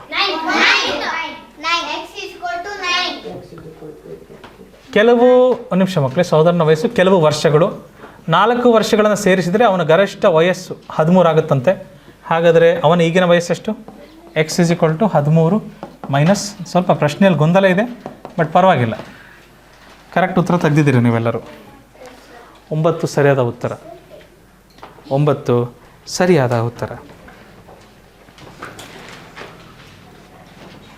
ಮುಂದಿನ ಪ್ರಶ್ನೆ ಆಗಚ್ಚಲೇ? ಓಕೆ. ದೀಕ್ಷಾ ಜನವರಿ ತಿಂಗಳ ದಿನಗಳನ್ನು ಎಣಿಸುತ್ತಿದ್ದಾಳೆ. ಒಂದು ನಿರ್ದಿಷ್ಟ ದಿನಾಂಕದಿಂದ 5 ದಿನಗಳನ್ನು ಸೇರಿಸಿದರೆ ಜನವರಿ 15ರ ಭಾರತೀಯ ಸೇನಾ ದಿನ ಬರುತ್ತದೆ. ಹಾಗಾದರೆ ಆ ಆರಂಭಿಕ ದಿನಾಂಕ ಯಾವುದು? ನಮಗೆ ಗೊತ್ತಿಲ್ಲ. X. ಅದಕ್ಕೆ 5 ಸೇರಿಸ್ಬಿಟ್ರೆ ಏನಾಗುತ್ತಂತೆ? 5ಗಳನ್ನು ಸೇರಿಸಿದ್ರೆ 15 ಆಗುತ್ತಂತೆ, ಜನವರಿ 15. ಓಕೆ, ಯಶ್ ಜನವರಿ 15 ಬರುತ್ತೆ. ಅದೇ 10 ಕರೆಕ್ಟಪ್ಪ, ನೀವು ಹೇಳಿದ್ದು ಕರೆಕ್ಟ್ ಇದೆ. Option D correct. Option D. Indian army day ಅವತ್ತು. ಅಲ್ಲಿಗೆ X. ಹೌದು. 15 - 5 ಏನು ಬರುತ್ತೆ ಮಕ್ಕಳೇ? 10 ಬರುತ್ತೆ. X = 10. Indian army day. ಸರಿ ಮಕ್ಕಳೇ.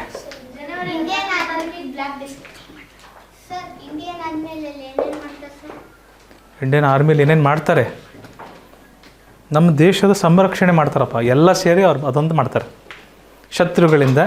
ಶತ್ರು ಪಡೆಗಳಿಂದ ನಮ್ಮನ್ನು ರಕ್ಷಿಸ್ತಾರೆ. ಓಕೆ. ಭಾರತೀಯ ಸೇನಾ ದಿನ ಮಕ್ಕಳೇ ಜನವರಿ 15ರಂದು ಆಚರಿಸ್ತಾರೆ.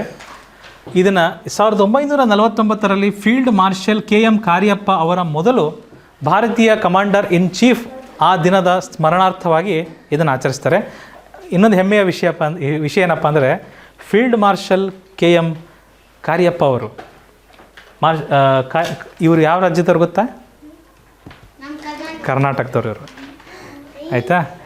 ಸೊ ಭಾರತೀಯ ಸೈನಿಕರ ಶೌರ್ಯ ಮತ್ತು ತ್ಯಾಗವನ್ನು ಇದು ಗೌರವಿಸುತ್ತದೆ. ಫೀಲ್ಡ್ ಮಾರ್ಷಲ್ ಕಾರ್ಯಪ್ಪ ಅವರು ನಮ್ಮ ಕರ್ನಾಟಕದವರು. ನಮ್ಮ ಕರ್ನಾಟಕದವರು ಕಮಾಂಡರ್ ಇನ್ ಚೀಫ್ ಆದ ದಿನವನ್ನು ಇಂಡಿಯನ್ ಆರ್ಮಿ ಡೇ ಅಂತ ಆಚರಣೆ ಮಾಡ್ತಾರೆ. ಹೌನಪ್ಪ, ಭಾಳ ದಿನಗಳೇ ಆಯಿತು. ಚಿಂತನ ಕರ್ನಾಟಕದ ಕೆಲವು ಜಿಲ್ಲೆಗಳನ್ನು ಪಟ್ಟಿ ಮಾಡಿದಳು. ಅವಳು ಇನ್ನೂ 11 ಜಿಲ್ಲೆಗಳನ್ನು ಪಟ್ಟಿ ಮಾಡಿದರೆ ಎಲ್ಲ 31 ಜಿಲ್ಲೆಗಳನ್ನು ಪೂರ್ಣಗೊಳಿಸುತ್ತಾಳೆ. ಹಾಗಾದರೆ ಇದುವರೆಗೆ ಎಷ್ಟು ಜಿಲ್ಲೆಗಳನ್ನು ಪಟ್ಟಿ ಮಾಡಿದ್ದಾಳೆ? Very good. ಚಿಂತನ X ಜಿಲ್ಲೆಗಳನ್ನು ಪಟ್ಟಿ ಮಾಡಿದ್ದಾಳೆ. ಇನ್ನೊಂದು 11 ಜಿಲ್ಲೆ ಪಟ್ಟಿ ಮಾಡಿಬಿಟ್ರೆ ಎಲ್ಲ ಸೇರಿ ಎಷ್ಟಾಗುತ್ತಂತೆ? 31 ಜಿಲ್ಲೆಗಳಾಗ್ತವೆ. ಹೌದಾ? ಸೊ ಹಾಗಾದರೆ ಇವಾಗ ಪಟ್ಟಿ ಮಾಡಿರುವ ಜಿಲ್ಲೆಗಳ ಸಂಖ್ಯೆ X ಅಂತ ಕರೆಯೋದಾದರೆ X ಪ್ಲಸ್ ಇದೆ, ಪ್ಲಸ್ ಇದ್ಮೇಲೆ 20 ಮಾಡಬೇಕು, ಪ್ಲಸ್ 11 ಆ ಕಡೆ ಹೋದರೆ -11 ಆಗುತ್ತೆ. X 20 ಆದ ತಕ್ಷಣ ಒಂದು ಲೆಕ್ಕ ಸಿಗುತ್ತೆ. ಲೆಕ್ಕನ ಬಿಡಿಸಿದ್ರೆ ಉತ್ತರ ಸಿಗುತ್ತೆ. Xನ ಬೆಲೆ ಎಷ್ಟು ಬರುತ್ತೆ? 20 ಬರುತ್ತೆ. ನೀವು ಹೇಳಿದ ಉತ್ತರ ಸರಿಯಾಗಿದೆ. ನೇರವಾಗಿ ಬಿಡಿಸ್ಲಿಕ್ಕೆ ಬರಲಿಲ್ಲ ಅಂದರೆ ದಯಮಾಡಿ ಕಚ್ಚಾ ಕೆಲಸ ಮಾಡಿ.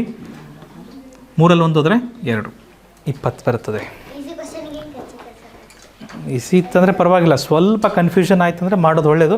ಟೈಮ್ ಇತ್ತಂದರೆ ಮಾಡೋದು ಇನ್ನೂ ಒಳ್ಳೆಯದು. ಟೈಮ್ ಇತ್ತು ಅಂದರೆ ಕಚ್ಚಾ ಕೆಲಸ ಮಾಡೋ ಅಭ್ಯಾಸ ಇಟ್ಕೊಂಡ್ರೆ ಒಳ್ಳೆಯದು. ಆಯಿತಾ? ಕರ್ನಾಟಕದಲ್ಲಿ ಎಷ್ಟು ಜಿಲ್ಲೆಗಳಿದಾವೆ ಮಕ್ಕಳೇ? ತಪ್ಪು, 31. ಭಾರತದಲ್ಲಿ ಇರುವ ರಾಜ್ಯಗಳ ಸಂಖ್ಯೆ 28. ಕೇಂದ್ರಾಡಳಿತ ಪ್ರದೇಶಗಳ ಸಂಖ್ಯೆ, ಕರ್ನಾಟಕ ರಾಜ್ಯದ ಜಿಲ್ಲೆಗಳ ಸಂಖ್ಯೆ ಅಮೃತ 31 ಇದಾವೆ. ಅಯ್ಯಯ್ಯೋ, ಭಾಳ ಆಗ್ತಾವ್ರಿ. ಭಾಳ ದೊಡ್ಡ ಜಿಲ್ಲೆ ಅಂದರೆ ಯಾವುದು? ಎಲ್ಲಿದೆ ರೀ? ಇಲ್ಲೈತೆ ನೋಡ್ರಿ, ಇದು ರೀ ಬೆಳಗಾವಿ ಅಂದ್ರೆ. ಭಾರಿ ಗದ್ದಲ ಗಲಾಟೆ ಇರ್ತದೆ ರೀ ಇಲ್ಲಿ. ಮಹಾರಾಷ್ಟ್ರದವರು ನಮ್ಮದು ಅಂತಾರೆ, ನಾವು ನಮ್ಮದು ಅಂತ ಇಟ್ಕೊಂಡಿದ್ದೀವಿ. ಅದಕ್ಕೆ ಇಲ್ಲಿ ಮೇಲ್ಗಡೆ ಮಹಾರಾಷ್ಟ್ರ ಇದೆಯಲ್ಲ, ಸ್ವಲ್ಪ ಭಾಗ ನಮ್ಮದು ಅಂತ ಹೇಳ್ತಾರೆ ಅವರು. ಬೆಳಗಾವಿಯ ಸ್ವಲ್ಪ ಭಾಗ ನಮ್ಮದು ಅಂತಾರೆ, ನಾವು ಹಿಂಗೆ ಬಿಟ್ಕೊಡೋಕ್ಕಾಗುತ್ತೆ. ಸೊ ಬೆಳಗಾವಿ ನಮಗೆ ಸೇರಿದ್ದು. ಎರಡನೇದು, ಇತ್ತೀಚೆಗೆ ಹೊಸದಾಗಿ ನಿರ್ಮಾಣಗೊಂಡಂತಹ ಜಿಲ್ಲೆ ಯಾವುದು? ವಿಜಯನಗರ. ಈ ಜಿಲ್ಲೆ ಮಕ್ಕಳೇ, ಈ ಜಿಲ್ಲೆ ಇತ್ತೀಚೆಗೆ ಹೊಸದಾಗಿ ಬಂದಿದೆ.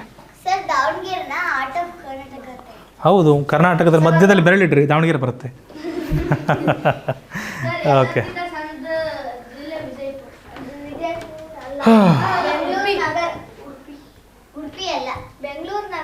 ನೀವೇ ನೋಡ್ರಿ ಯಾವ್ದು ಬರುತ್ತೆ ನೋಡ್ರಿ. ಹಾಗೆ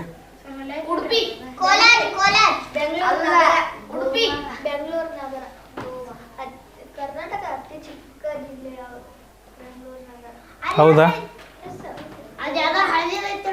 ಕರ್ನಾಟಕದ ಅತಿ ಚಿಕ್ಕ ಜಿಲ್ಲೆ ಯಾವುದು?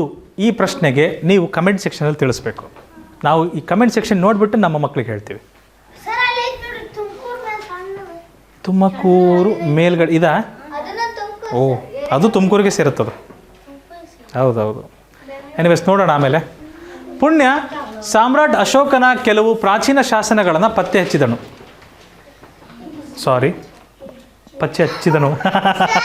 ಇನ್ನೂ 8 ಶಾಸನಗಳನ್ನು ಪತ್ತೆ ಹಚ್ಚಿದ ನಂತರ ಅವನ ಬಳಿ ಒಟ್ಟು 33 ಶಾಸನಗಳಾದವು. ಹಾಗಾದರೆ ಅವನು ಮೊದಲು ಎಷ್ಟು ಶಾಸನಗಳನ್ನು ಪತ್ತೆ ಹಚ್ಚಿದನು? ಎಷ್ಟು ಮಕ್ಕಳೇ? 25. ಚೆಕ್ ಮಾಡೋಣ. ಎಕ್ಸ್ ಇತ್ತು -8, ಎಲ್ಲ ಸೇರಿ 33. X is equal to 33 + 8. ತಪ್ಪು ಮಾಡಿದೀವ? ಇದು ಪ್ಲಸ್ ಅಲ್ವಾ? ಇನ್ನೂ ಪತ್ತೆ ಹಚ್ಚಿದ ಮೇಲೆ ಪ್ಲಸ್ ಮಾಡ್ಬೇಕು ತಾನೆ ಅದನ್ನು? ಅಯ್ಯೋ, ಅಲ್ಲಿಗೆ 33 + 8 ಆ ಕಡೆ ಹೋದ್ರೆ ಏನಾಗುತ್ತೆ? -8. X is equal to, hello, ಏನಾಗ್ತದೆ? ಕಚ್ಚಾ ಕೆಲಸ ಮಾಡ್ಲಿಕ್ಕೆ ಬರಲಿಲ್ಲ ಅಂದರೆ ಕಚ್ಚಾ ಕೆಲಸ ಮಾಡಿಬಿಡ್ಬೇಕಷ್ಟೇ. 13ರಲ್ಲಿ 8 ಹೋದರೆ 5, 2ಕ್ಕೆ 2, 25. ನಿಮ್ಮ ಉತ್ತರ ಸರಿ ಇದೆ ಮಕ್ಕಳೇ, 25 ಸರಿಯಾದ ಉತ್ತರ. ಗುಡ್. ಯಾರೋ ಬೇರೆ ಹುಡುಗ ಅಮ್ಮ, ಪುಣ್ಯ ನೀನಲ್ಲ ಅದು. ಓಕೆ, ಪುಣ್ಯಾತ್ಮ ಅಂತ ಹೇಳಿದ್ವಾ? ಹೇಳ್ತಾರೆ ಅಲ್ವಾ ಪುಣ್ಯಾತ್ಮ? Next question Chale. ಓಕೆ, ಅಶೋಕನ ಬಗ್ಗೆ ಹೇಳಿದಾರಲ್ಲ, ರಾಜ ಅಶೋಕ ಮಕ್ಕಳೇ. ಅಶೋಕನ ಶಾಸನಗಳು ಕಂಬಗಳು ಮತ್ತು ಬಂಡೆಗಳ ಮೇಲಿನ ಪ್ರಾಚೀನ ಬರಹಗಳಾಗಿದ್ದಾವೆ. ಅಶೋಕ ಮಕ್ಕಳಿಗೆ ಭಾಳ ಇಂಟ್ರೆಸ್ಟಿಂಗ್ ಕಥೆ ಐತ್ರಿ ಇದು. ಅಶೋಕ ಕಳಿಂಗ ಯುದ್ಧ ಮಾಡ್ತಾನೆ. ಕಳಿಂಗ ಯುದ್ಧದಲ್ಲಿ ಭಾಳ ಜನ ಸತ್ತೋಗ್ತಾರೆ. ಭಾಳ ಜನ ಸತ್ತೋದ್ಮೇಲೆ ಅವನು ಏನು ಮಾಡಿಬಿಡ್ತಾನೆ? ಅಹಿಂಸಾ ತತ್ವವನ್ನು ಅನುಸರಿಸೋಕ್ಕೆ ಸ್ಟಾರ್ಟ್ ಮಾಡ್ತಾನೆ. ಈಗ ನೋಡ್ರಿ, ಮಜವಾದ ಕಥೆ ಹೆಂಗೈತೆ ನೋಡ್ರಿ ಇದು. ಒಬ್ಬ ರಾಜ, ಸರ್ವಶ್ರೇಷ್ಠ ರಾಜ. ಆಯಿತು. ಈಗ ರಾಜ ಯುದ್ಧನೇ ಮಾಡಲ್ಲ ಅಂತ ಹೇಳಿದಾನೆ, ಹಿಂಸೆನೇ ಮಾಡಲ್ಲ. ಇವಾಗ ಪಕ್ಕದ ರಾಜರು ಏನು ಮಾಡ್ಬೋದು? ಬಂದುಬಿಟ್ಟು ಏನು ಮಾಡ್ಬೋದು? ದಾಳಿ ಮಾಡ್ಬೋದು. ಅದಕ್ಕೆ ಅಶೋಕ ಕೆಲವೊಂದು ಶಾಸನಗಳನ್ನು ಮಾಡಿರ್ತಾನೆ. ತನ್ನ ರಾಜ್ಯದ ಸುತ್ತಲೂ ಹಾಕ್ಬಿಡ್ತಾನೆ. ಕಂಬಗಳು, ಕಲ್ಲುಗಳು, ಬಂಡೆಗಳು ಮೇಲೆಲ್ಲ ಶಾಸನಗಳನ್ನು ಬರೆಸ್ತಾನೆ. ಅದರ ಮೇಲೆ ಬರೆಸ್ತಾನೆ. ಬೌದ್ಧ ಧರ್ಮದ ಕೆಲವು ಒಳ್ಳೊಳ್ಳೆ ವಿಷಯಗಳನ್ನು ಬರೀತಾನೆ. ಆಮೇಲೆ ಅದರಲ್ಲಿ ಕೆಲವೊಂದು ವಿಷಯಗಳನ್ನು ಯಾವ ರೀತಿ ಬರೀತಾನೆ ಅಂದರೆ, ಯಾರಾದರೂ ತಂಟೆಗೆ ಬಂದರೆ ನಾವು ಬಿಡೋದಿಲ್ಲ ಅನ್ನೋ ರೀತಿ ಬರೆದಿರ್ತಾನೆ. ಹಿಂಸೆನ ಮಾಡಬಾರ್ದು, ಹಿಂಸೆನ ಮಾಡ್ದಾರನ್ನ ಬಿಡಬಾರ್ದು. ಅಂದರೆ ಅರ್ಥ ಏನು? ಯಾರಾದರೂ ದಾಳಿ ಮಾಡೋಕ್ಕೆ ಬಂದುಬಿಟ್ರೆ, ಇಲ್ಲೇ ಬರ್ದಾರಲ್ಲಪ್ಪ, ಆ ರೀತಿಯಾದಂತಹ ಭಾಷೆಯಲ್ಲಿ ಬರೆದಿರ್ತಾನೆ ಅವನು. ಮುಂದೆ ದೊಡ್ಡವರಾದ್ಮೇಲೆ ಓದ್ತೀರಿ ಅದನ್ನು. ಅವಾಗ ಪಾಳಿ ಭಾಷೆ ಇರಬೇಕು ಕಣಕಂದ. ಪಾಳಿ ಭಾಷೆ ಪ್ರಾಕೃತಿ ಭಾಷೆನ ಪಾಳಿ ಭಾಷೆ ಇದೆ ಅಮ್ಮ, ಪಾಳಿ ಭಾಷೆ ಇರಬೇಕು. ಸಂಸ್ಕೃತ ಇರಲಿಲ್ಲ ಅವಾಗ. ಸಂಸ್ಕೃತನೂ ಇತ್ತು, ಇಲ್ಲ ಅಂತಲ್ಲ, ಬಟ್ ಪಾಳಿ ಭಾಷೆಯಲ್ಲಿ ಬರೆದಿರ್ತಾರೆ. ಮುಂದಿನ ಪ್ರಶ್ನೆಗೆ ಹೋಗ್ಬೋದಾ ಮಕ್ಕಳೇ? ಅಯ್ಯ, ಇಲ್ಲೇ ಇದೆಯಲ್ಲ ಕಂದ, ಹೆಚ್ಚಿನವು ಪ್ರಾಚೀನ ಬ್ರಾಹ್ಮಿ ಲಿಪಿಯಲ್ಲಿ ಬರೆಯಲ್ಪಟ್ಟಿದ್ವು. ಓಕೆ, ಲಿಪಿ ಬ್ರಾಹ್ಮಿ. ಕನ್ನಡ ಭಾಷೆ ಆ ಸಮಯದಲ್ಲಿ ಕಾಲ ನೋಡಬೇಕಾಗತ್ತೆ. ಅಶೋಕನ ಕಾಲದಲ್ಲಿ ನೋಡಮ್ಮ, ಕನ್ನಡಕ್ಕಂತೂ 2000 ವರ್ಷಗಳ ಇತಿಹಾಸ ಇದೆ. 2000ಕ್ಕೂ ಅತಿ ಹೆಚ್ಚಿನ ಸಮಯದ ಇತಿಹಾಸ ಇದೆ. ಅಶೋಕ.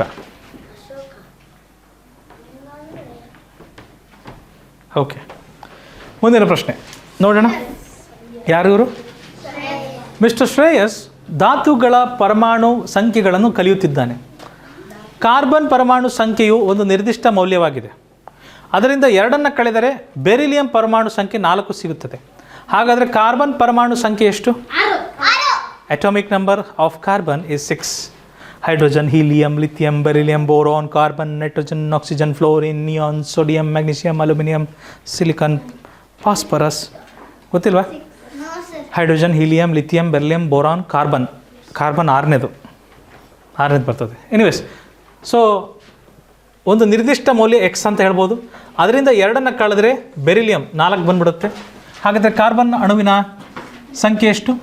-2 ಆ ಕಡೆ ಹೋದ್ರೆ ಏನಾಗುತ್ತೆ? 4 + 2 x = 6. ಮಕ್ಕಳೇ, ನಮ್ಮ ಪ್ರಪಂಚದಲ್ಲಿ ನಾನಾ ರೀತಿ ವಸ್ತುಗಳಿದಾವೆ ಮಕ್ಕಳೇ, ಆಯಿತಾ? ಅವುಗಳನ್ನೆಲ್ಲ ಪಟ್ಟಿ ಮಾಡಿದ್ದಾರೆ ವಿಜ್ಞಾನಿಗಳು. 118 ಥರ ಇದ್ದಾವೆ. ಹೈಡ್ರೋಜನ್ ಒಂಥರ, helium, lithium, beryllium, boron, carbon, oxygen, fluorine, neon, nitrogen, fluorine, neon, sodium, magnesium, aluminium, silicon, phosphorus, sulphur, chlorine, potassium, calcium, scandium, vanadium, chromium, titanium, chromium. ಎಲ್ಲವೂ ಬರಲ್ಲ, ಸ್ವಲ್ಪ ಸ್ವಲ್ಪ ಬರ್ತವೆ. ಬಟ್ ಇಷ್ಟು ಈ ಥರ ಪಟ್ಟಿ ಮಾಡ್ತಾ ಹೋದರೆ 118 ಥರ ಬರ್ತವೆ ಮಕ್ಕಳೇ. ಅದ್ರ ಬಗ್ಗೆ ಯಾರು ಅಧ್ಯಯನ ಮಾಡ್ತಾರೋ ಅಂತಹ ಅಧ್ಯಯನಕ್ಕೆ, ಆ ಒಂದು ಅಧ್ಯಯನಕ್ಕೆ ಶಾಸ್ತ್ರ ಇದೆ, ಅದರ ಹೆಸರು ಕೆಮಿಸ್ಟ್ರಿ ಅಂತ ಕರೀತಾರೆ. ರಾಸಾಯನಶಾಸ್ತ್ರ ಅಥವಾ ಕೆಮಿಸ್ಟ್ರಿ ಅಂತ ಕರೀತಾರೆ ಅದಕ್ಕೆ. ಓಕೆ, ಏನಿದೆ option 6, option D 6. Okay, so ಮಕ್ಕಳೇ, ನೀವು ಅಣುಗಳ ಬಗ್ಗೆ ತಿಳ್ಕೊಂಡಿದ್ದೀರಾ? ಅಣು ಒಂದು ಪೇಪರ್ ಇರುತ್ತೆ, ಪೇಪರ್ನ ಹರಿತೀರಿ, ಅರ್ಧ ಭಾಗ ಆಯಿತು. ಆ ಪೇಪರ್ನ ಮತ್ತೊಂದು ಸ್ವಲ್ಪ ಹರಿತೀರಿ, ಅನ್ನೋ ಅರ್ಧ ಆಯಿತು, ಚಿಕ್ಕದಾಗ್ತಾ ಹೋಗುತ್ತೆ. ಇನ್ನೊಂದು ಸ್ವಲ್ಪ ಹರಿತೀರಿ, ಇನ್ನೊಂದು ಸ್ವಲ್ಪ ಹರಿತೀರಿ. ಕೊನೆಗೆ ಒಂದು ಪೀಸ್ ಬರುತ್ತೆ, ಅದನ್ನ ಹರಿಯೋಕ್ಕೆ ಬರಲ್ಲ. ಅದಕ್ಕೂ ಏನು ಮಾಡೋಣ, ಸರಿ ಒಂದು ಬೂತ್ ಕನ್ನಡಿ ಇಟ್ಕೊಂಡು ಹರಿಯೋಣ, ನೋಡಿ ಅದನ್ನು ಹರಿಯೋಣ. ಮತ್ತೆ ಒಂದು ಚಿಕ್ಕ ಪೀಸ್ ಸಿಗುತ್ತೆ, ಮತ್ತು ಅದಕ್ಕೊಂದು ದೊಡ್ಡದೊಂದು ಮೈಕ್ರೋಸ್ಕೋಪ್ ಇಟ್ಟು ಅದನ್ನು ಮತ್ತೆ ಕಟ್ ಮಾಡ್ತಾ ಹೋಗೋಣ. ಕೊನೆಗೆ ಒಂದು ಪೀಸ್ ಬಂದೇ ಬರುತ್ತಿಲ್ವ, ಅದನ್ನು ಕಟ್ ಮಾಡೋಕ್ಕೆ ಆಗಲ್ಲ. ಅದಕ್ಕೆ ಏನಂತೀವಿ? ಅಣು ಅಂತ ಕರಿತೀವಿ. ಭಾಳ ಚಿಕ್ಕ ಕಣ, ಆಯಿತಾ? ಆ ಅಣುವಿನ ಒಳಗಡೆ ಒಂದು ನ್ಯೂಕ್ಲಿಯಸ್ ಅಂತ ಇರ್ತದೆ ಮಕ್ಕಳೇ, ಮಧ್ಯದಲ್ಲಿ ನ್ಯೂಕ್ಲಿಯಸ್ ಇರುತ್ತೆ. ನ್ಯೂಕ್ಲಿಯಸ್ ಒಳಗಡೆ 2 ಥರ ಇರ್ತವೆ, ಪ್ರೋಟಾನು ಮತ್ತು ನ್ಯೂಟ್ರಾನು. ಅದ್ರ ಸುತ್ತ ಓಡಾಡ್ತಿರ್ತವೆ ಎಲೆಕ್ಟ್ರಾನ್ಸ್. ಅದ್ರ ಸುತ್ತ ಓಡಾಡೋದು ಯಾರು? ಎಲೆಕ್ಟ್ರಾನ್ಸ್. ಮಧ್ಯದಲ್ಲಿ ನ್ಯೂಕ್ಲಿಯಸ್ ಇರುತ್ತೆ. ನ್ಯೂಕ್ಲಿಯಸ್ಸಲ್ಲಿ 2 ಥರ ಇರ್ತವೆ, ಒಂದು ಪ್ರೋಟಾನ್, ಇನ್ನೊಂದು ನ್ಯೂಟ್ರಾನ್. ಇವು ಎಷ್ಟು ಪ್ರೋಟಾನ್ ಇದ್ದಾವೆ, ಎಷ್ಟು ನ್ಯೂಟ್ರಾನ್ ಇದ್ದಾವೆ ಅನ್ನೋದ್ರ ಮೇಲೆ ಅಣು ಬದಲಾಗ್ತಾ ಹೋಗುತ್ತೆ. ಅರ್ಥ ಆಯ್ತಾ? ಪ್ರೋಟಾನ್ಗಳು ನ್ಯೂಟ್ರಾನ್ಗಳು ಸಂಖ್ಯೆ ಜಾಸ್ತಿ ಆದಂತೆ ಅಣುವಿನ ಹೆಸರು ಚೇಂಜ್ ಆಗ್ತಾ ಹೋಗುತ್ತೆ. ಹೈಡ್ರೋಜನ್ಗೆ ಒಂದು ಪ್ರೋಟಾನ್, ಒಂದು ನ್ಯೂಟ್ರಾನ್. ಹೀಲಿಯಮ್ಗೆ 2. ಈ ಥರ ಮುಂದೆ ಹೋಗ್ತದೆ. ನೀವು ದೊಡ್ಡರಾಗ್ತಾ ಇವತ್ತು ಈ ಒಂದು ಸೈನಿಕ್ ಕ್ಲಾಸಲ್ಲೂ ಸಹ ಮುಂದೆ ಕಲಿತೀರಿ. ಮುಂದೆ ಹೋಗ್ಬೋದಾ ನಾವೀಗ? ಚಲೋ ಜಿ.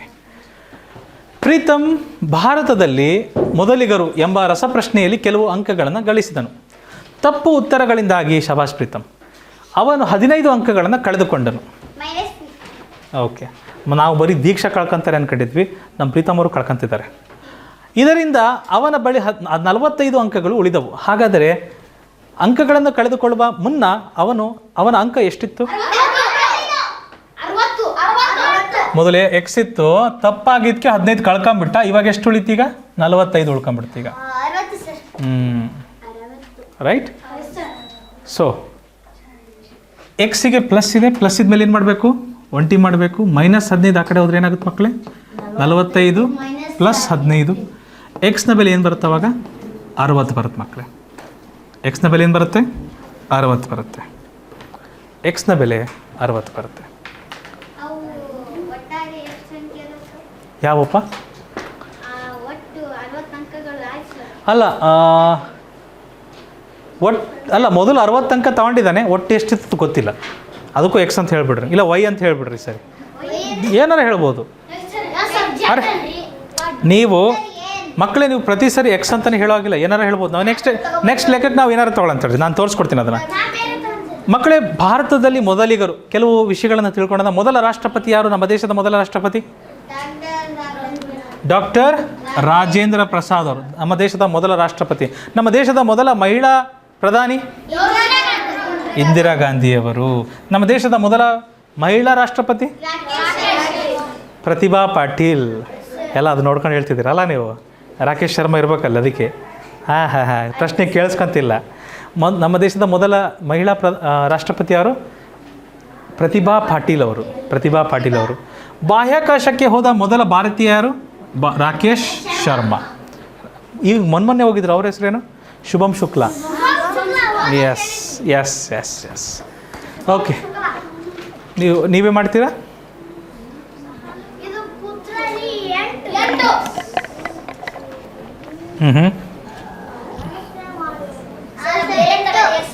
ಸಹನಾ ಡಾಕ್ಟರ್ ಆಗಿಬಿಟ್ಟಿದ್ದಾರೆ.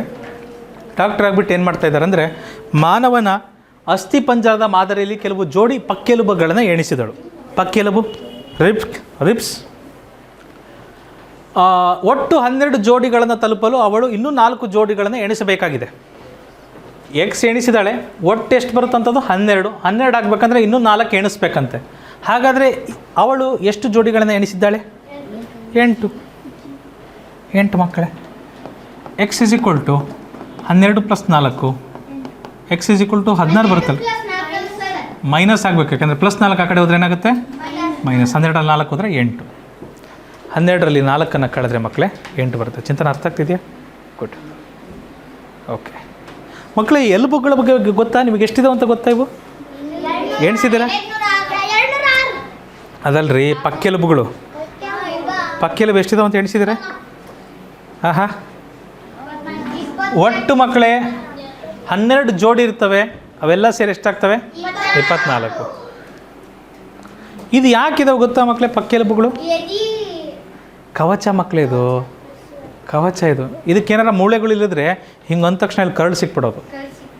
ಹೌದಾ ಇಲ್ವಾ? ಹಿಂಗೆ ಅಂದ ತಕ್ಷಣ ಇಲ್ಲಿ ನಮಗೆ ಹಾರ್ಟ್ ಸಿಕ್ಬಿಡೋದು. ಇಲ್ಲೊಂದು ಮೂಳೆ ಇದೆಯಲ್ಲ, ಈ ಮೂಳೆ ಹಿಂದ್ಗಡೆ ತಾನೇ ಹಾರ್ಟ್ ಇರೋದು. ಹೌದಾ ಇಲ್ವಾ? ಎಕ್ಸಾಕ್ಟ್ಲಿ. ಅದರ ಕವಚಕ್ಕಾಗಿ ಈ ಥರ ಎಲುಬುಗಳಿದಾವೆ. ಎಲ್ಲ ಕಟ್ ಮಾಡಿ ಒಂದು ಮಷಿನ್ ತಗೊಂಡು ಅದನ್ನು ಕಟ್ ಮಾಡಿ. ಹೌದು, ಹಿಂದೆಲ್ಲ ಬೈಪಾಸ್ ಸರ್ಜರಿ ಅಂತ ಮಾಡೋರು. ಇವಾಗೆಲ್ಲ ಹೊಸ ಟೆಕ್ನಿಕ್ ಬಂದಿದೆ. ಇಲ್ಲಿ ತೊಡೆಯಿಂದ ಹಾಕ್ತಾರೆ, ಈ ಜಾಗದಿಂದ ಟ್ಯೂಬ್ ಹಾಕ್ತಾರೆ. ಆ ಟ್ಯೂಬ್ ಮುಂದೆ ಕ್ಯಾಮ್ರಾ ಇರುತ್ತೆ. ಅಲ್ಲಿಂದ ಹೋಗಿಬಿಟ್ಟು ಹಾರ್ಟ್ ಒಳಗೆ ಅಲ್ಲಿಂದ ಹಾರ್ಟ್ ತನಕ ಹೋಗುತ್ತೆ. ಅದು ಪೈಪು, ಕ್ಯಾಮ್ರಾ ಇರುತ್ತೆ. ಡಾಕ್ಟರೆಲ್ಲ ನೋಡ್ತಾರೆ, ಈ ಜಾಗದಲ್ಲಿ ತೊಂದರೆ ಇದೆ ಅಂತ. ಹೊಸ ಟೆಕ್ನಿಕ್ ಎಲ್ಲ ಬಂದಿದೆ ಈಗೆಲ್ಲ ಅಷ್ಟು ಕಷ್ಟ ಇಲ್ಲ. ಅದೇ ಎಲ್ಲೆಲ್ಲಿ ಸಿಗುತ್ತೆ ಅಲ್ಲಿಂದ ಹಾಕ್ತಾರೆ. ಓಕೆ ಮಕ್ಕಳೇ, ಇದು ಹೃದಯ ಮತ್ತು ಶ್ವಾಸಕೋಶದಂತಹ ಪ್ರಮುಖ ಅಂಗಗಳನ್ನು ರಕ್ಷಿಸುತ್ತದೆ. ಕೊನೆಯ 2 ಜೋಡಿಗಳನ್ನು ತೇಲುವ ಪಕ್ಕೆಲುಬುಗಳೆಂದು ಕರೆಯಲಾಗುತ್ತದೆ. ಯಾಕಂದರೆ ಇದು ಎದೆ ಮೂಳೆಗೆ ಲಗತ್ತಿಸುತ್ತಿಲ್ಲ. ಇಲ್ಲಿ 2 ಜೋಡಿ ಇದಾವಲ್ಲ, ಕೊನೆಗೆ ಇಲ್ಲಿ 2 ಜೋಡಿ ಇದಾವಲ್ರಿ, ಇದು ಎದೆ ಮೂಳೆ ಇದಾವೆ ಮಕ್ಕಳೇ. ಕೆಳಗಿದಾವೆ ಇಲ್ಲಿ. ಅವಕ್ಕೆ ತೇಲುವ ಮೂಳೆಗಳೆಂದು ಕರೆಯುತ್ತಾರೆ. ಯಾಕಂದರೆ ಅವು ಎದೆ ಮೂಳೆಗೆ ಲಗತ್ತಿಸಿಲ್ಲ, ಎದೆ ಮೂಳೆಗೆ ಅಂಟ್ಕೊಂಡಿಲ್ಲ ಅವು. ಹಾಗಾಗಿ ಓಕೆ, ನೆಕ್ಸ್ಟ್ ಕ್ವೆಶನ್. ದಿಗಂತ್ ಭಾರತೀಯ ವಾಯುಸೇನೆಯ ಕೆಲವು ಮಾದರಿ ವಿಮಾನಗಳನ್ನು ಖರೀದಿಸಿದನು. ವಾವ್. ಅವನು 9 ವಿಮಾನಗಳನ್ನು ತನ್ನ ಸಹೋದರನಿಗೆ ನೀಡಿದನು. ಏನು ಮಾಡಬೇಕು? ಮೈನಸ್. ಕ್ಷಮಿಸಿ, 6 ವಿಮಾನಗಳನ್ನು ತನ್ನ ಸಹೋದರನಿಗೆ ನೀಡಿದನು ಮತ್ತು ಈಗ ಅವನ ಬಳಿ 18 ಮಾದರಿಗಳು ಉಳಿದಿವೆ. ಹಾಗಾದರೆ ಆರಂಭದಲ್ಲಿ ಅವನ ಬಳಿ ಎಷ್ಟು ಮಾದರಿಗಳಿದ್ದವು? Fair enough. 18 ಇದೆ. ಎಕ್ಸ್ಗೆ ಪ್ಲಸ್ ಇದೆ, ಪ್ಲಸ್ ಇದ್ಮೇಲೆ 20 ಮಾಡಬೇಕು. -6 ಆ ಕಡೆ ಹೋದ್ರೆ ಏನಾಗುತ್ತೆ ಮಕ್ಕಳೇ? 18 + 6 ಆಗುತ್ತೆ. ಎಕ್ಸ್ನ ಬೆಲೆ ಏನು ಬರುತ್ತೆ? 24 ಬರುತ್ತದೆ. Thank you so much. Yeah absolutely you are correct. ನೋಡಿದ ಕೂಡಲೇ ಹೇಳ್ಬೋದು. ಮುಂದಿನ ಪ್ರಶ್ನೆಗೆ ಹೋಗ್ಬೋದಾ? ಪ್ರಶ್ನೆ ಅಲ್ಲ, ವಿಮಾನಗಳ ಬಗ್ಗೆ ನೋಡೋಣ. ಇಂಡಿಯನ್ ಏರ್ಫೋರ್ಸ್ ವಾಯುಸೇನೆ ಯಾವಾಗ ಶುರುವಾಯಿತು ಅಂದರೆ ಅಕ್ಟೋಬರ್ 8, 1932 ಶುರು ಮಾಡಿದ್ರು ಮಕ್ಕಳೇ. ಓಕೆ. ನಭಸ್ಪೃಶ್ಯಂ ದೀಪ್ತಂ ಇದರ ಧ್ಯೇಯವಾಕ್ಯ. Touch the sky with glory, ವೈಭವದಿಂದ ಆಕರ್ಷವನ್ನು ಸ್ಪರ್ಶಿಸಿ ಅನ್ನೋದು ಇದರ ಧ್ಯೇಯವಾಕ್ಯ. ನಭಸ್ಪರ್ಶಂ ದೀಪ್ತಂ ಇದು ಭಾರತೀಯ ಸಶಸ್ತ್ರ ಪಡೆಗಳ ವಾಯು ವಿಭಾಗವಾಗಿದ್ದು ಭಾರತೀಯ ವಾಯು ಪ್ರದೇಶವನ್ನು ರಕ್ಷಿಸುತ್ತದೆ. ಮಕ್ಕಳೇ, ಒಂದು ದೇಶವನ್ನು ಆಕ್ರಮಣ ಮಾಡಬೇಕಂದ್ರೆ ಇವಾಗ 5 ಥರ ಇದೆ, ಹಿಂದೆ 3 ಥರ ಇತ್ತು. ಸಮುದ್ರದಿಂದ ಬಂದು ಆಕ್ರಮಣ ಮಾಡ್ತಿದ್ರು, ಗಾಳಿಯಲ್ಲಿ ವಿಮಾನದಲ್ಲಿ ಬಂದು ಆಕ್ರಮಣ ಮಾಡ್ತಿದ್ರು, ಭೂಮಿಯಿಂದ ಜನರನ್ನು ಕಳಿಸಿ ಆಕ್ರಮಣ ಮಾಡ್ತಿದ್ರು. ಹೌದಾ?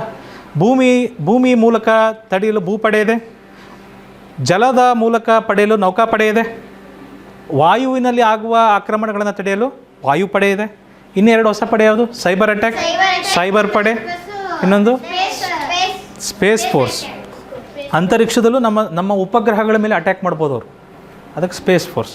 ಈಗ ಅದನ್ನು ಹೊಸದಾಗಿ ಮಾಡ್ತಾ ಇದ್ದಾರೆ. ಇನ್ವಿಸಿಬಲ್ ಅನ್ನೋದು ಯಾವುದೂ ಇಲ್ಲಪ್ಪ ಟೋಟಲಿ. ರೆಡಾರಲ್ಲಿ ಸಿಗ್ತವೆ. ಆ ರೆಡಾರಿಗೂ ಸಹ ಕನ್ಫ್ಯೂಸ್ ಮಾಡೋ ರೀತಿ ಪ್ಲೇನ್ಗಳು ಇದ್ದಾವೆ, ಡ್ರೋನ್ಗಳಿದ್ದಾವೆ ಕೆಲವು. ಅದು ಯಾವುವು ಅಂತ ಹೇಳೋದಿಲ್ಲ, ಅವರು ಸೀಕ್ರೆಟ್, ಮಿಲಿಟ್ರಿ ಸೀಕ್ರೆಟ್ಸ್ ಅವೆಲ್ಲ ಗೌಪ್ಯವಾಗಿಟ್ಟಿರ್ತಾರೆ ರಕ್ಷಣಾ ಸಿಬ್ಬಂದಿಗಳು. ಓಕೆ. ಶ್ರುತಿ ಪ್ರಸಿದ್ಧ ವೈಜ್ಞಾನಿಕ ಆವಿಷ್ಕಾರಗಳ ಕುರಿತು ಪ್ರಸ್ತುತಿಯನ್ನು ಸಿದ್ಧಪಡಿಸಿದಳು. ಅವಳು ಆಕಸ್ಮಿಕವಾಗಿ 7 ಸ್ಲೈಡ್ಗಳನ್ನು ಅಳಿಸಿ ಹಾಕಿದಳು. ಇದರಿಂದಾಗಿ ಅವಳ ಬಳಿ 15 ಸ್ಲೈಡ್ಗಳು ಉಳಿದವು. ಹಾಗಾದರೆ ಅವಳು ಮೂಲತಃ ಎಷ್ಟು ಸ್ಲೈಡ್ಗಳನ್ನು ಸಿದ್ಧಪಡಿಸಿದಳು? ಎಷ್ಟಪ್ಪ? ನಿಮ್ಮ ಉತ್ತರ ಸರಿಯಾಗಿದೆ. ಬಟ್ ನಿಮ್ಮ ಉತ್ತರ ಸರಿಯಾಗಿದೆ ಅಂತ ಖುಷಿ ಪಡ್ತಿದ್ದೀರಾ, ಒಳ್ಳೆಯದು. ಆದರೆ ಚಿರಾಗ್ ಥರ ಸ್ಟೆಪ್ಸ್ಗಳನ್ನು ಫಾಲೋ ಮಾಡದೆ ಹೋಗಬೇಡಿ. ದಯಮಾಡಿ ಸ್ಟೆಪ್ಸ್ಗಳನ್ನು ಫಾಲೋ ಮಾಡಿ.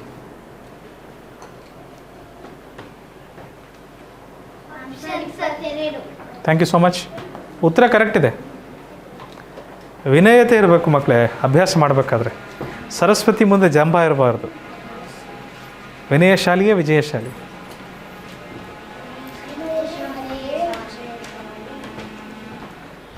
ಮುಂದಿನ ಪ್ರಶ್ನೆ.